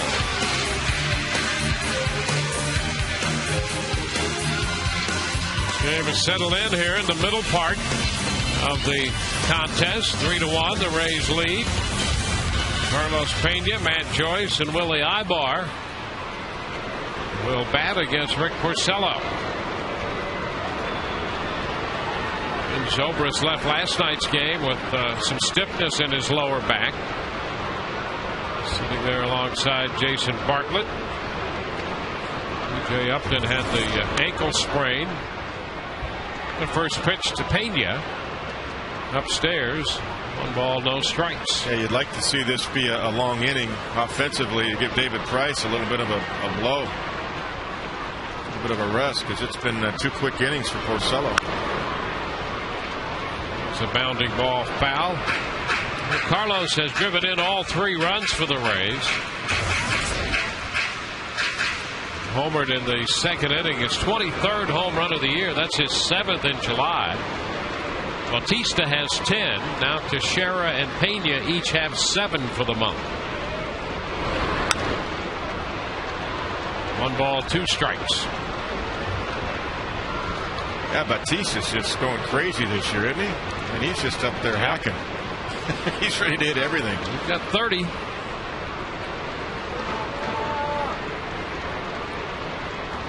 He's not even looking for just a fastball. If it's up in the zone, Bautista's hacking at it.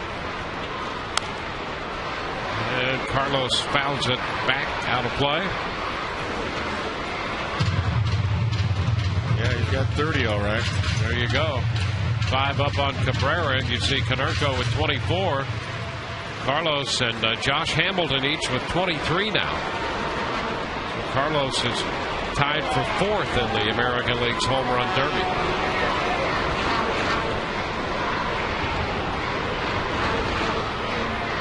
Might make a run at winning another home run title. Fly ball left field this time. Rayburn comes in. It's 1 away. 8 straight retired by Porcello as Matt Joyce steps in.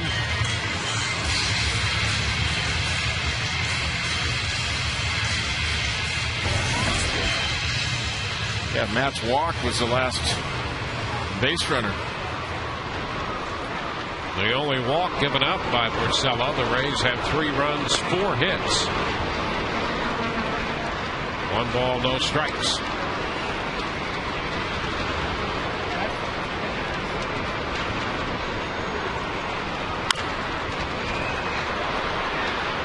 One and 1. Yeah, Porcello's in a pretty good rhythm right now. He's just getting the ball, getting on the mound and going. Yeah, we've had a pretty good pitching matchup, as we thought we might, with Porcello and Price. Porcello out of New Jersey. He had an opportunity to go to the University of North Carolina.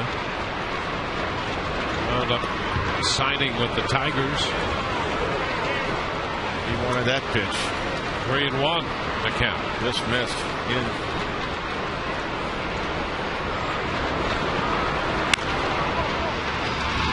First, fair ball. Cabrera with the toss to Porcello. So 2 up, 2 down in the 6th inning.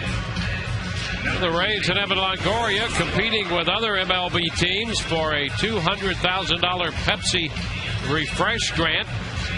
Our idea is to work with Moffitt Cancer Center to promote cancer awareness and provide education to kids about making healthy choices. You can vote for the Rays idea now at MLB.com/Pepsi Refresh or text Rays to 76462. 1 strike to count to Ibar. 0-2 now. Well, you talk about being in a rhythm. Yeah. Porcello is. He's pounding it too. Off speed and then paints it up right there. 1 ball, 2 strikes.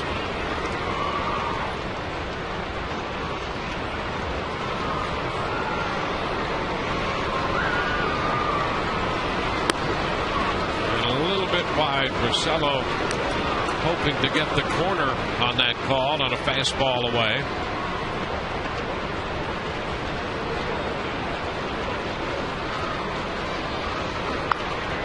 The number foul, third base side.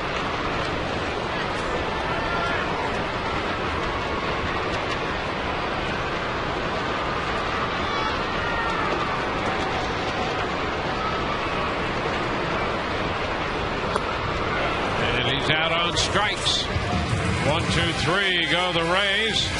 We're through 6. It's 3-1 Tampa Bay.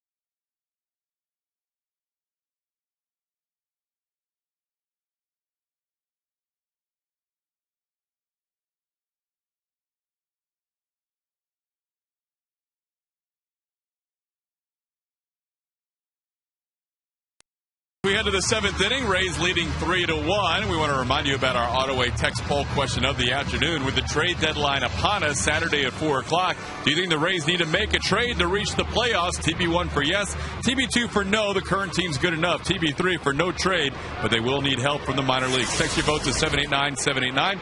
Standard message and data rates applied. By the way, the Durham Bulls today, an interesting situation at Lehigh Valley. They're playing into extra innings. Jeremy Hellickson pulled after 3 innings. Only allowed a couple of hits, no runs, struck out 4, no walks, 37 pitches.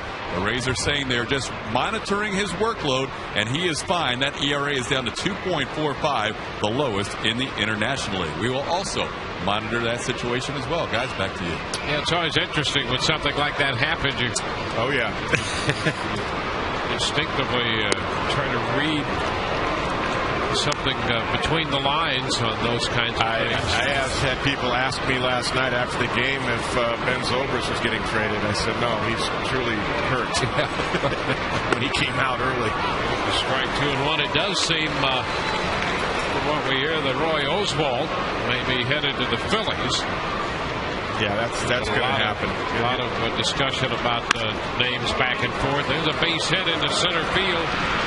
Crawford with the pickup toward left center, and Grimes is 2 for 3. Yeah, he's hit 3 line drives, that triple to right center. The last one was a soft liner, but it was to right field. He's on the fastball today. He's shown that in this series. Hasn't seen too many breaking balls this whole series, so you've got to find that out about him, especially when the club goes to Detroit. Well, Price is up to 105 pitches. He's gone over 110 pitches 9 times this year. His high is 122. One hitter into the 7th, and now here's Danny Wirth. There's a strike. Nice off speed right there.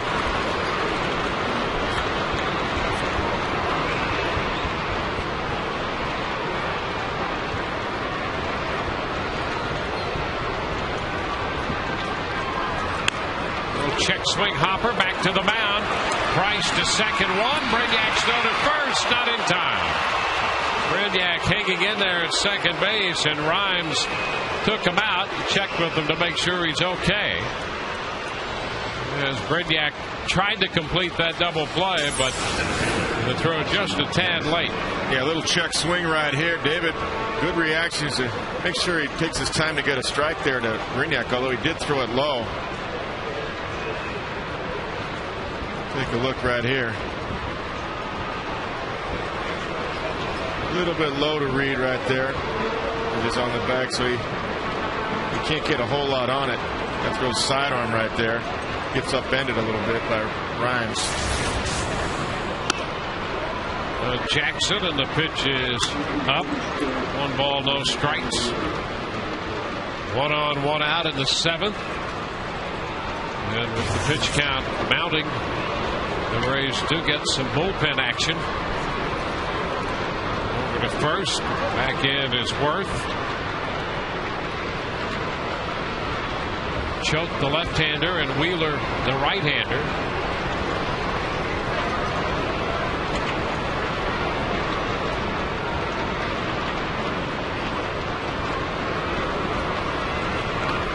And a balk has been called right here, and that's that move we were talking about, that he's very close, and that time he was exceeding that 45-degree angle mark. That's exactly what happened. Take a look at David. He's going to give a double look here. Looking at him, turns toward plate. But see that right foot. That's where that right foot crosses right there. See, that's too much toward home plate. It's got to be. You got to have that foot going toward first base. So he got away with it the first time. That one didn't work for him. Jackson waves and misses. That is deceiving the runner. That's what bots do anyway, though. I mean, that's what you're supposed to do when you throw over with a good move, isn't it? That's how you get the runner. Isn't that how Pena picks off all his guys? Yeah. By deceiving the runner? Absolutely. That was a little bit too far, though. I remember a couple of springs years ago, they would, in spring training, they'd actually put tape out there and show them where the line was at 45-degree angle between home and first. Well, a turn, but nothing doing with Brignac trying to slip in behind Worth. Worth reached on the fielder's choice, has been balked up to second. I like that he's been working on it, though. I think that's a necessity to get a better move to first base.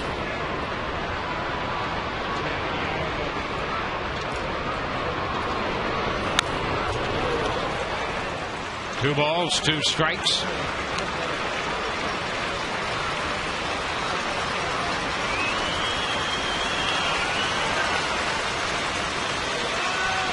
It's been 3-1 since the 3rd. We're in the top of the 7th.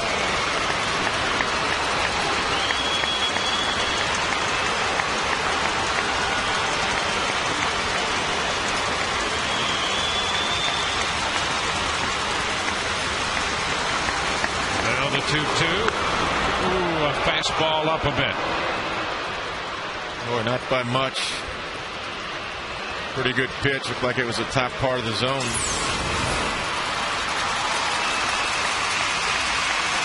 And it was. Yep. So it's a 3-2 count. And a foul out of play. Fastball. 113 pitches on the day. On deck is Santiago. And also 4th time around the lineup.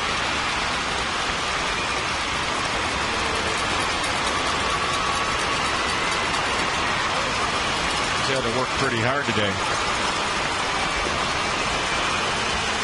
A lot of pitches, a lot of strikeouts. 3-2 again, and a base hit that's headed up the middle. Kapler charges. Worth's headed to the plate. Throw cut off, and now it's a 3-2 ball game. So Jackson singles the run home It's a 1-run ball game. Well, that's where that balk cost him a run right there. It looked like a slider. I believe it was a slider, but it was up. It wasn't his good one. And Jackson was able to get it right back through the box. Now Jackson is a base stealer, one of the few that the Tigers have. Johnny Damon would be the other one. Yeah, he's 16 of 20 in that department. Santiago, the hitter. And that pitch hits him. So he'll go to first. Santiago started to wade into that pitch and is hit on the hand. And that pushes Jackson up to second. That couldn't have felt good. That got him on right the elbow. Yeah, that right elbow. Yep. That'll stiffen up. Well, he gets out there with that stride. Joe Maddon's coming out. Well, a run home. It's a 3-2 game. And with this pitch count, that's going to be it for David Price. He'll get a good hand. Call to the bullpen. Brought to you by Metro PCS. Wireless for all.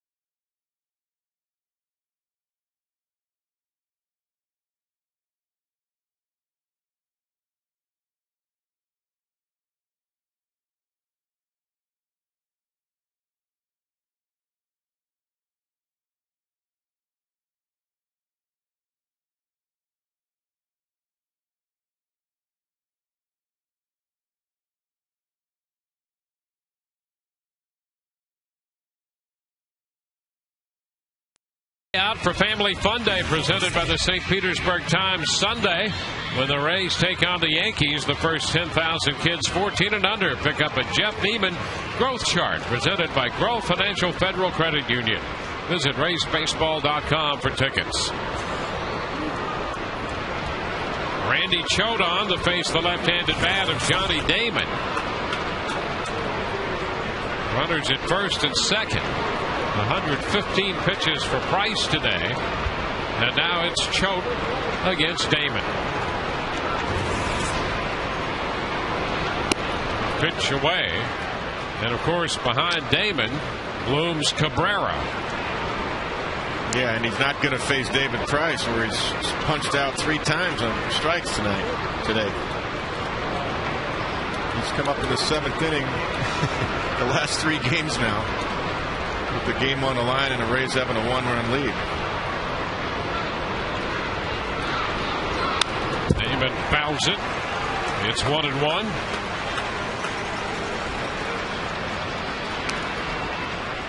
Well, the Rays in the early part of this series have been able to avoid Cabrera in those situations. Well, if he gets Damon, either way, wherever the runners are, I have a feeling that Joe Maddon again will walk Cabrera and maybe have Choate face Bosch. Wave and a miss. It's 1-2. It kind of depends on what happens right here. Well, Joe, as long as there was a base open, he's been of a mind to walk Cabrera. Yeah, I think that's. I mean, Dan Wheeler's ready, but I think it depends exactly what happens here. If there's 2 out and 2 on, I think he walks Cabrera. Ooh, the slider missed, and the count is 2-2.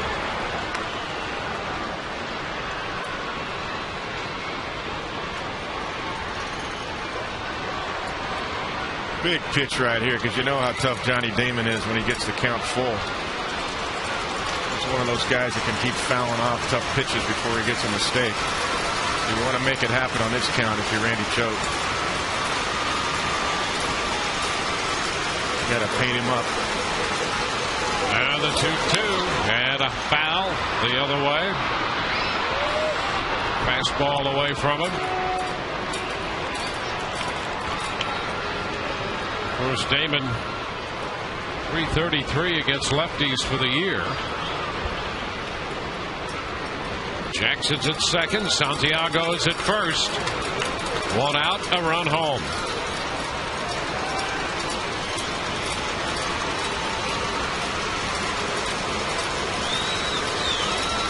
The 2-2. And Damon went. He went after that one and is out on strikes. Choate picks up the strikeout. Second out of the inning and the 10th strikeout of the day for Rays pitching. This is his sinker. I think Johnny was expecting another slider. This is a good sinker right there. He couldn't hold up. Good depth on that one. He just couldn't hold up. That's a good call. And you know what's happening now. Yep. With third base open, the Rays will avoid Cabrera here and give him the intentional walk. Third game in a row in the 7th inning with runners at first and second and 2 outs that Cabrera has been put on intentionally, and it's absolutely the right move. But this time Balfour is not available, and I got to believe he's going to stay with Randy Choate this time against Brendan Bosch, even though Bosch's splits show that he hits lefties well, because Bosch has been in a slump. Yeah, and Madden liked the idea of a non-contact guy versus the contact guy. So the intentional walk sends Cabrera to first base. And even Bosch is the hitter. Even last night, Dwayne, and we talked about this, and I know Joe said that later after the game. He was not as comfortable having Balfour face Bosch last night as he was the first time, because now Bosch has seen Balfour and he saw 6 or 7 fastballs all at 94, and Grant did a great job getting him twice. Now he's got a different lefty though to face, sidearm and left-hander. And the pitch is down and away. 1 ball, no strikes. Well, Choate got Damon on strikes. Then the walk to Cabrera. So with the bases loaded, it's the lefty Choate against the left-handed bat of Brennan Bosch.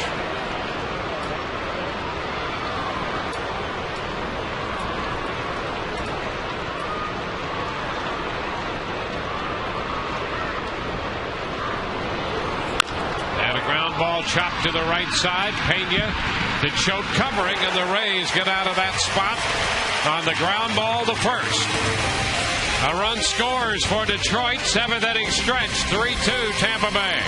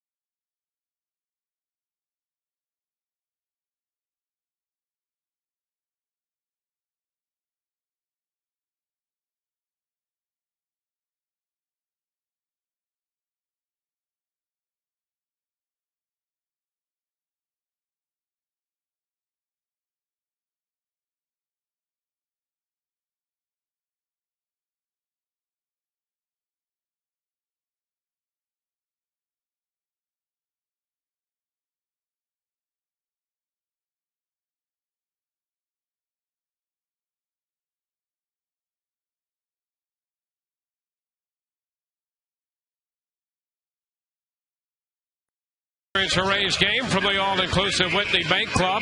Extraordinary seating, luxurious lounge and dining areas. The Whitney Bank Club offers upscale full menu buffets and exclusive drink options. Call 888-FAN-RAYS or go to RaysBaseball.com to purchase or for more information. Rick Porcello has retired 10 in a row as the Rays come into bat in the bottom of the 7th inning. Reed Brind'Yak will lead off. Brind'Yak, Shopik, and Kapler do.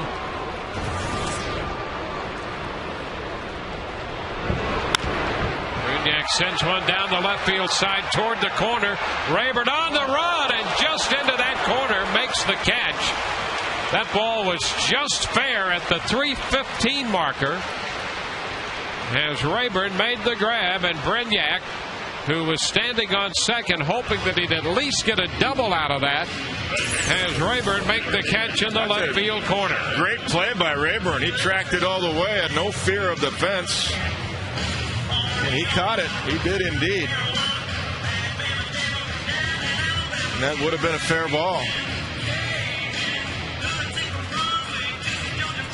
It might have got out. You know that? Yep. Might have hit the top of that yellow line right there. So here's Kelly Shopik. It's a strike. Gets that sinker right under your hands. Can't get through it. Can't keep inside it. Can't get extended.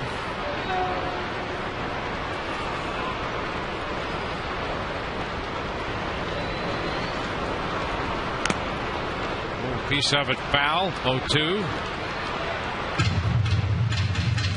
Weinhardt, the right-hander. Kolk, the left-hander.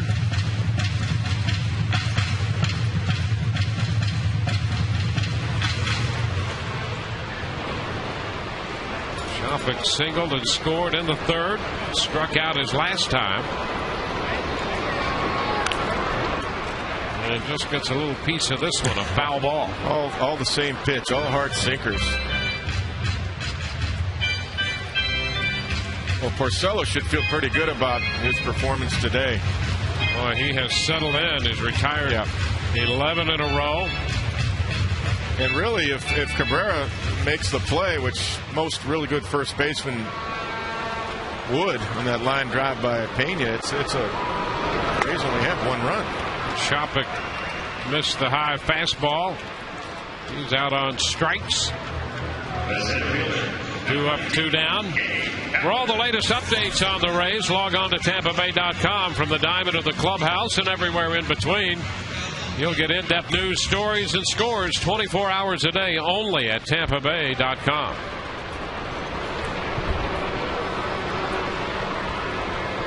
Now Gabe Kapler. There's a strike. Kapler twice is grounded out.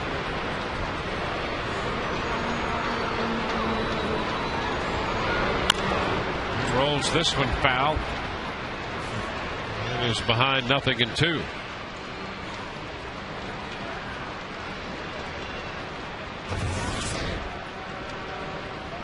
Seven strikeouts for Rick Porcello. He's walked only 1. Hit a man. As we play in the bottom half of the 7th.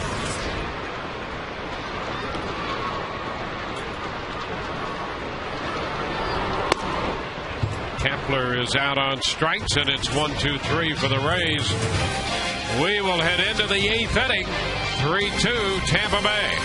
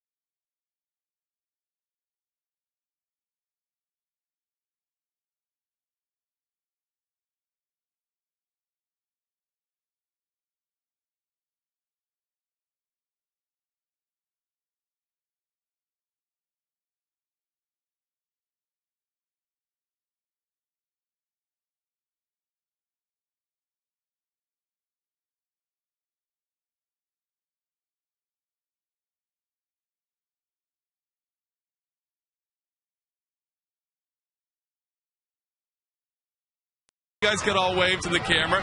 We want to remind you that the Yankees are going to be coming in town, guys, for the weekend. And it means tomorrow is a Friday Fest presented by Captain Morgan. Come on out tomorrow night. Tickets are almost sold out. And when the Rays play the Yankees, the first 10,000 fans get a Los Rays t-shirt presented by the St. Petersburg Times. Then stick around for the game and the post-game concert with Los Lobos. Guys, I am being swarmed. Back to you. You should be used to that. You're mobbed wherever you go. 8th inning underway here. Dan Wheeler in the game for the Rays facing Ryan Rayburn. 1-0 the count to Rayburn. And he lifts a high popper. Short left. Brignac out from shortstop under the ball, and he makes the catch. So Rayburn is out of there on the pop. One thing about Rayburn, he takes his hacks, doesn't he? Yes, he does. He doesn't get cheated. Dan's numbers, 42nd appearance, 3.16 ERA, 31 1/3 innings. Well, Gerald Laird is due, but Don Kelly is going to come off the bench. Kelly to pinch hit for the Detroit catcher. Price worked 6 1/3, and Choate worked 2/3.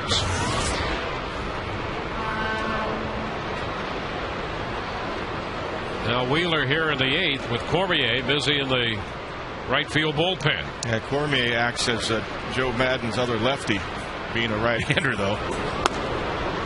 I think to Kelly's high. I think that's one of the needs, too, but to give a little compliment with a true lefty down there to help Randy Choate. As the season gets into August and September, it'd be nice to have another lefty down there.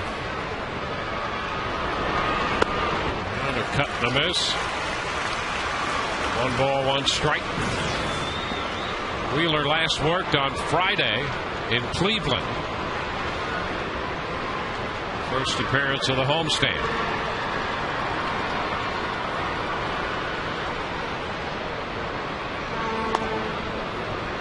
Misses up with that pitch. 2 balls and a strike.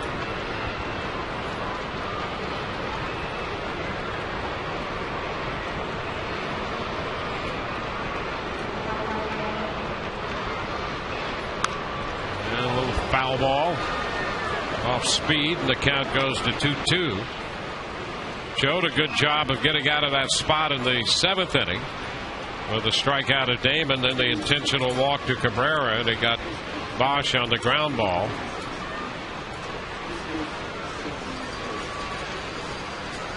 Two and two the count on the pinch hitter Kelly, and Wheeler strikes him out. So a pop-up of Rayburn and the strikeout of Kelly.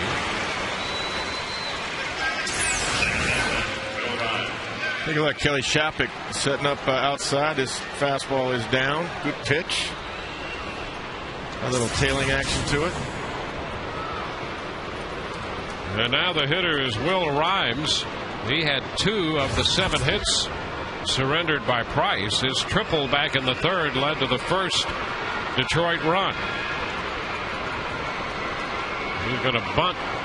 Did he offer? He did not on the breaking ball. He got the bat back.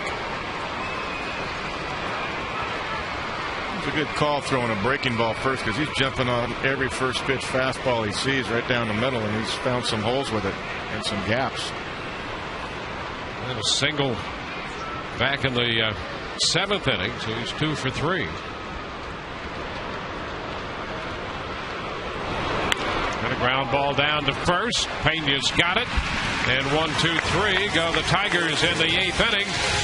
We go to the home half of the frame, and the Rays leave 3-2.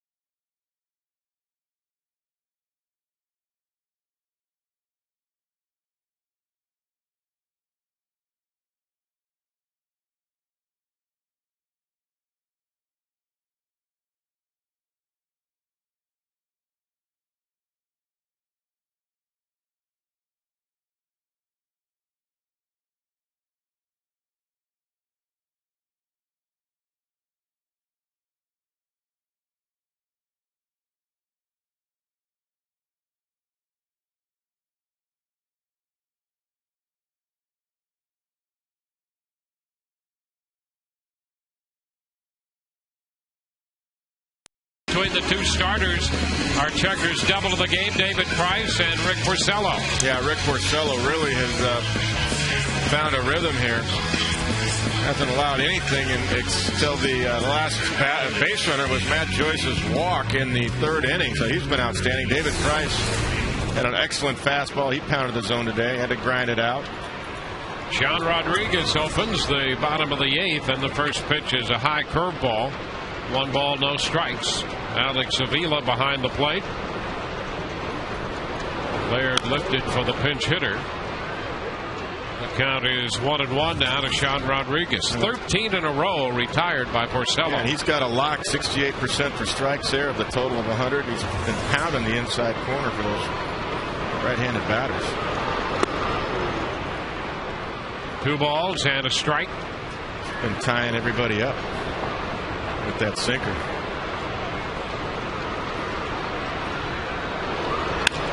And there's a base hit into right center field for Rodriguez. He'll make the turn and hang on with the leadoff single. So the Rays get their first base runner since the 2-out walk in the 3rd to Matt Joyce. Yeah, he was able to fight that one off and get enough inside it with his hands. Look at this pitch. It's up a little bit. He brought his hands in and hit it on the sweet spot of the barrel and drops it into right center for the single. That's good because you'd like to get a little cushion going into the 9th inning. Yeah, that's a workmanlike base hit by Sean Rodriguez there. Here's Carl Crawford. And the difference between that one and his other sinkers to Kapler and Shopping, it was up. And it's up even though it's coming in. You get a chance to put the barrel on it. Crawford fouls it the other way. That's going to slice up against the stands. Good time for Carl's triple. Yes, absolutely.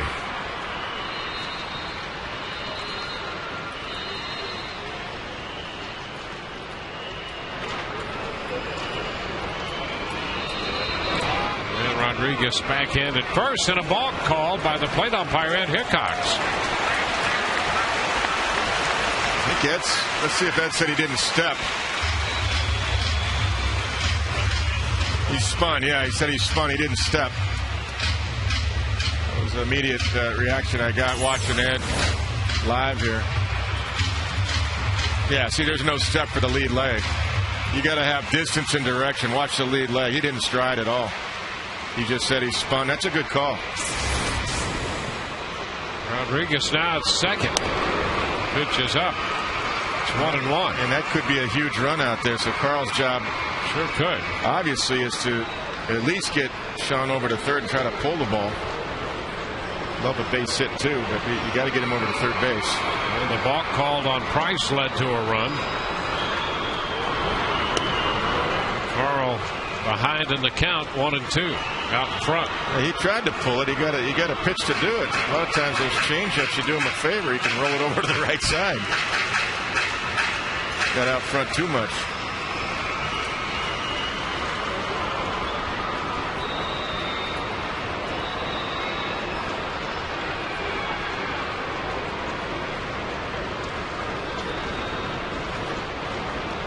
Leadoff single, now the balk. 1-2 the count on Crawford.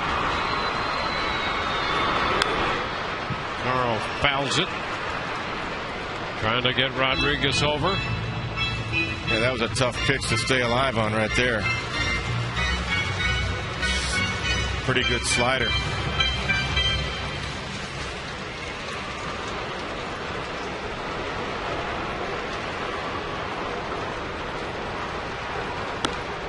In a bit, 2-2. Porcello over 100 pitches with 107. Longoria is on deck.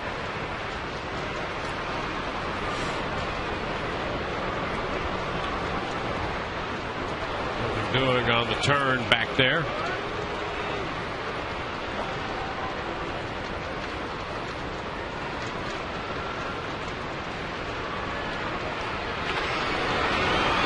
Crawford, a roller to the right side. Ryan Innings with the pickup and the throw. And over to third goes Sean Rodriguez. So Crawford got behind, but a nice job to work it to 2-2 and then advance the runner to third. He did him a favor. He threw the changeup again. And, Carl, that's what I say on the changeup. You got a better chance to roll it to the right side. I was surprised he didn't go for the strikeout.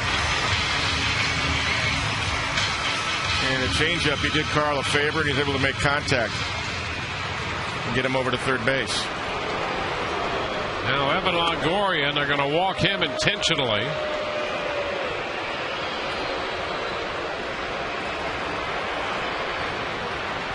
Tigers have a lefty in the bullpen. Longoria is given this intentional walk. Phil Koch, who pitched an inning last night. Well, that tells you what Jim Leyland thinks about the matchup of Porcello versus Evan. Even though he struck out twice and grounded out weakly to short, he likes the matchup of Koch versus Pena better.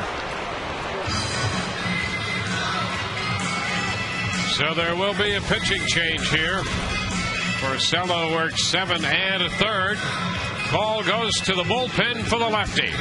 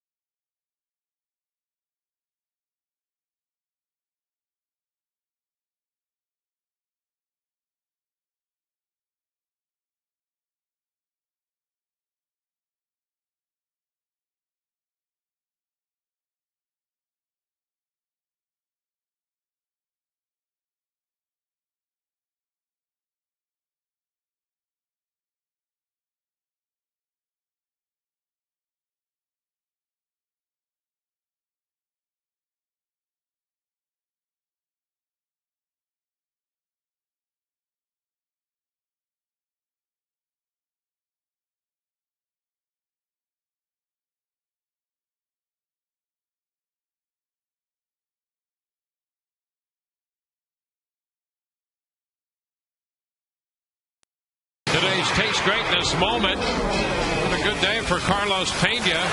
All the way back to his first at bat when he had a 3-2 pitch. A fastball up and he hit it off the D-ring in right field. Go up in the score. His 23rd home run of the year. Noticing Joe Madden have some words of advice for Carlos Pena. I'm just curious as to what that was. I can't imagine he say, hey, if they're playing way back, you can go ahead and bunt and take the run. He might have said that. He might have. Phil Koch's going to be the new pitcher, the lefty, and they have the shift on for him. Worth well off the bag down there at third. Rodriguez the runner there. Longoria's the runner at first.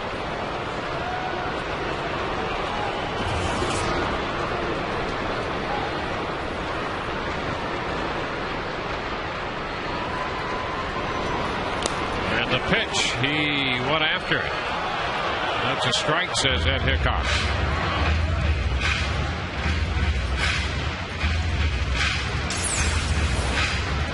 A breaking ball first pitch. Good block by Avila. Pena did go. Or Avila. His grandfather says Avila. You know, there was, Ralph. and that's interesting. I worked with him.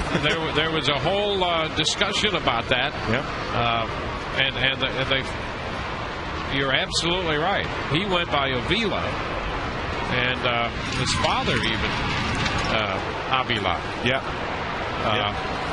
And they when he came up with the Tigers, he preferred Avila. That's right. And at a function this winter on their caravan, they had both of them there, and they both decided then that it would be Avila. Avila, right.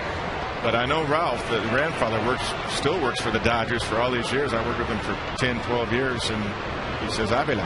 Yep, and that, in a pure sense, would be right, and you defer to what they want to be called. And so, but they had that whole situation with the Tigers. Yeah, that's why I get caught sometimes myself, because I'm so used to Ralph working. And I actually managed over in the Dominican too, and Ralph was the well, that's how you would pronounce it there. One of the announcers, correct? Yeah.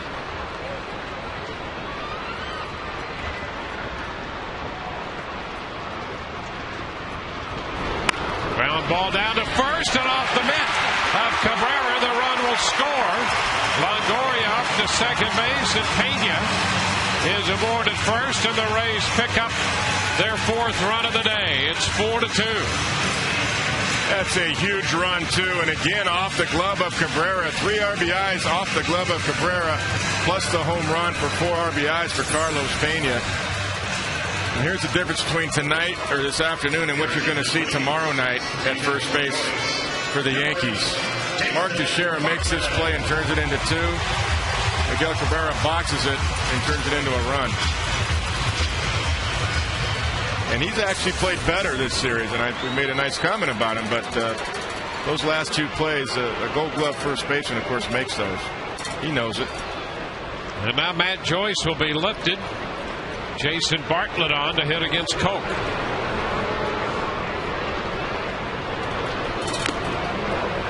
Strike 1.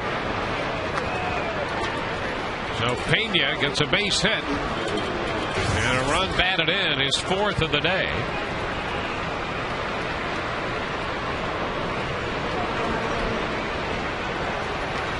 Well, here's the versatility of the Rays and Joe Madden. What he's going to do defensively in the 9th.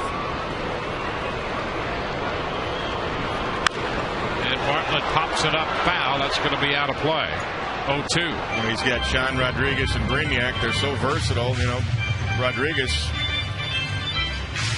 can go to the outfield. Yeah, and that's why you like all that depth around the middle part of the infield. Not only are they outstanding defensively, doesn't make any difference out of that group which one you run out there, but there's that great versatility. Yeah, and it's a good move by Joe Matt. I mean, Jason can go to short, and Brignac can go to second, and Rodriguez can go to right field.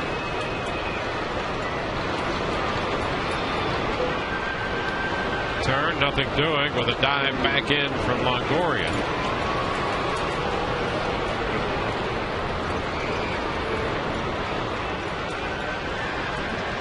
The Rays have a 4-2 lead. A chance for more. They're trying to keep Longoria close to the bag. 1-2.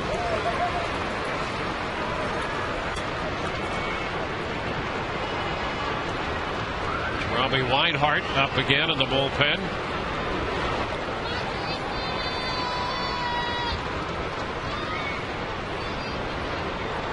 See the importance of defense after that last play, can't you? Oh, yes, absolutely. These championship clubs have great defense, great pitching. Miguel, of course, is the best hitter in the American League this year, but he's got to be thinking about those 2 plays today that he couldn't come up with.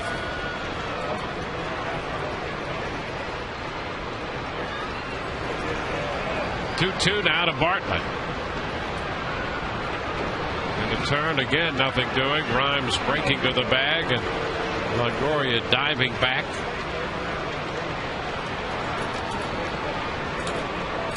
Well, the balk has factored into a couple of runs in this game. One for the Tigers and now one for the Rays.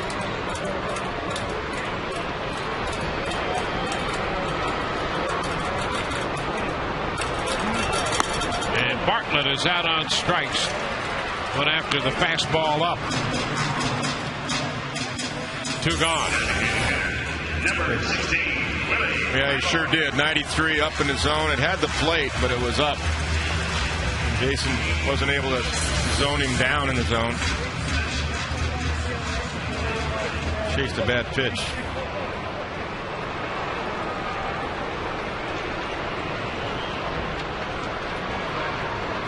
That's Willie Ibar hitting from the right side against Koch.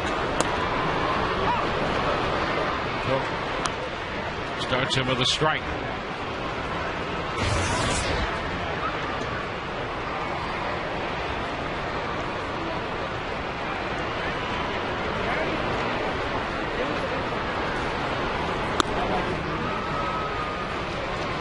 It's 1-1.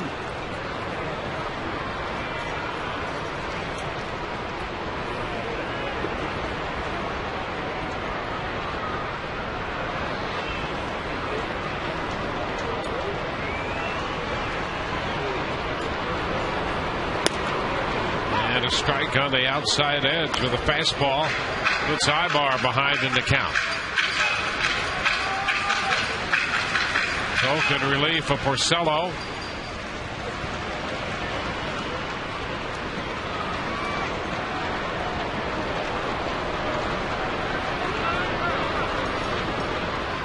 As Ibar steps back. You know, I was just thinking about Joe Madden's defensive options. He could actually move Kapler to right, too, if he wants to put Sean in center. Yes, he could. And that might be the way he goes. Don't be surprised, because Sean can play center. And he's got a better arm. He's got a rocket for an arm. Ibar lifts the fly ball into right. Bosch is there and makes the catch to retire the side. The Rays get a run. We're through 8, 4-2 Tampa Bay.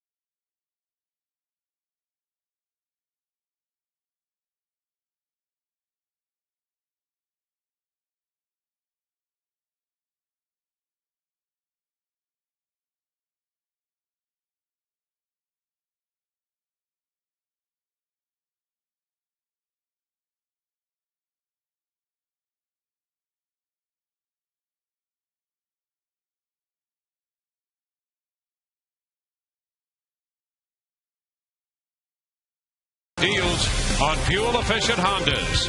By BB&T, best bank in town since 1872. And by Autoway. If you need a car, truck, or van, who you going to call? Autoway. Call 1-800-SHOP-AUTOWAY. We go to the ninth, and Sean Rodriguez is in center field. Gabe Kapler goes over to play right. First pitch to Danny Worth leading off the ninth is a strike call. Bartlett at shortstop, and Brignac moves from short to second base. So 4 defensive changes for the Rays here in the ninth inning. Worth went after that pitch. 0-2. When Price, Choate, and Wheeler. It's a big guy to get right here, this number 9 hitter. We're in the ninth with a 2-run lead.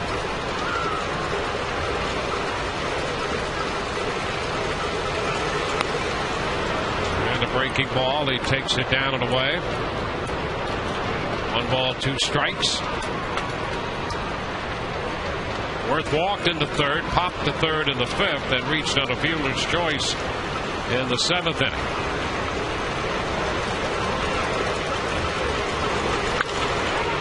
Fly ball into right. Kepler's there, and he makes the catch. That's the first out. One away. Now we'll swing back around to the top side of the order. Austin Jackson due up. Rays Live, the postgame coming up immediately following our game coverage. Jackson singled in a run in the 7th inning when the Tigers made it a 3-2 game. It's 4-2 right now. And the first pitch strike to Jackson.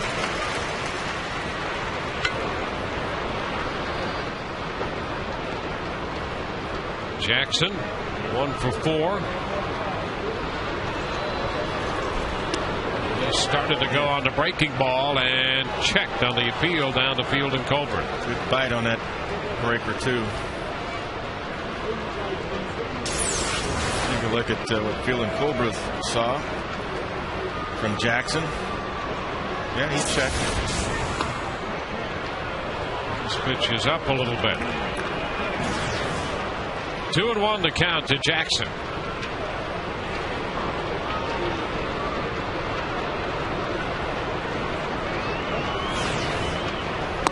Swing and a miss. 2-2. Yeah, if there's one thing I've seen in this series on Jackson, having not really seen him in person before, is that got a hole up in the zone there at the top part of the strike zone, whether it be a 95 fastball or 86. The 2-2, and they got him. Went right back to it. Yep. And struck him out with a fastball. Well, that's what your advanced scout's job is right there. And nice job by Kelly Shopik to recognize that. Got a swing and a miss from Dan Wheeler on the pitch before. It comes right back with it. Take a look at the Fox Exmo right under his hands. Foul tipped and held by Kelly Shopik. But that's where to go on Jackson. Good pitch. Good execution. And 2 outs here in the 9th, and the switch hitting shortstop, Ramon Santiago, up here. And the first pitch is a strike.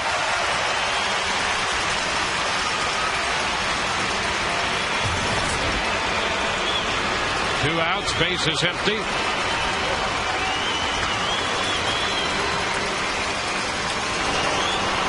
This one down. It's 1-1. Santiago hit on the right elbow by a pitch in the 7th inning. He got a double and a base hit. Officially 2 for 3 with a run batted in.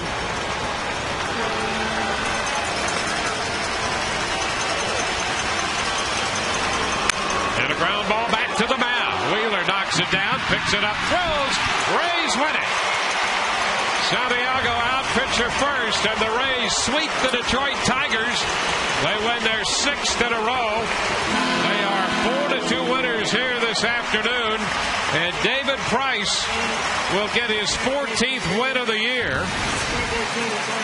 Wheeler will get his 2nd save, and the Rays are 4-2 winners to complete a 4-game sweep of the Detroit Tigers. And a look at the standings in the AL East right now. The Rays a game and a half back of the New York Yankees. The Yankees will play tonight in Cleveland, and then tomorrow night the Rays and the Yankees will open a series here at Tropicana Field. 26,716. Price goes to 14-5. Porcello drops to 4-9, and he pitched well in a losing cause for Detroit.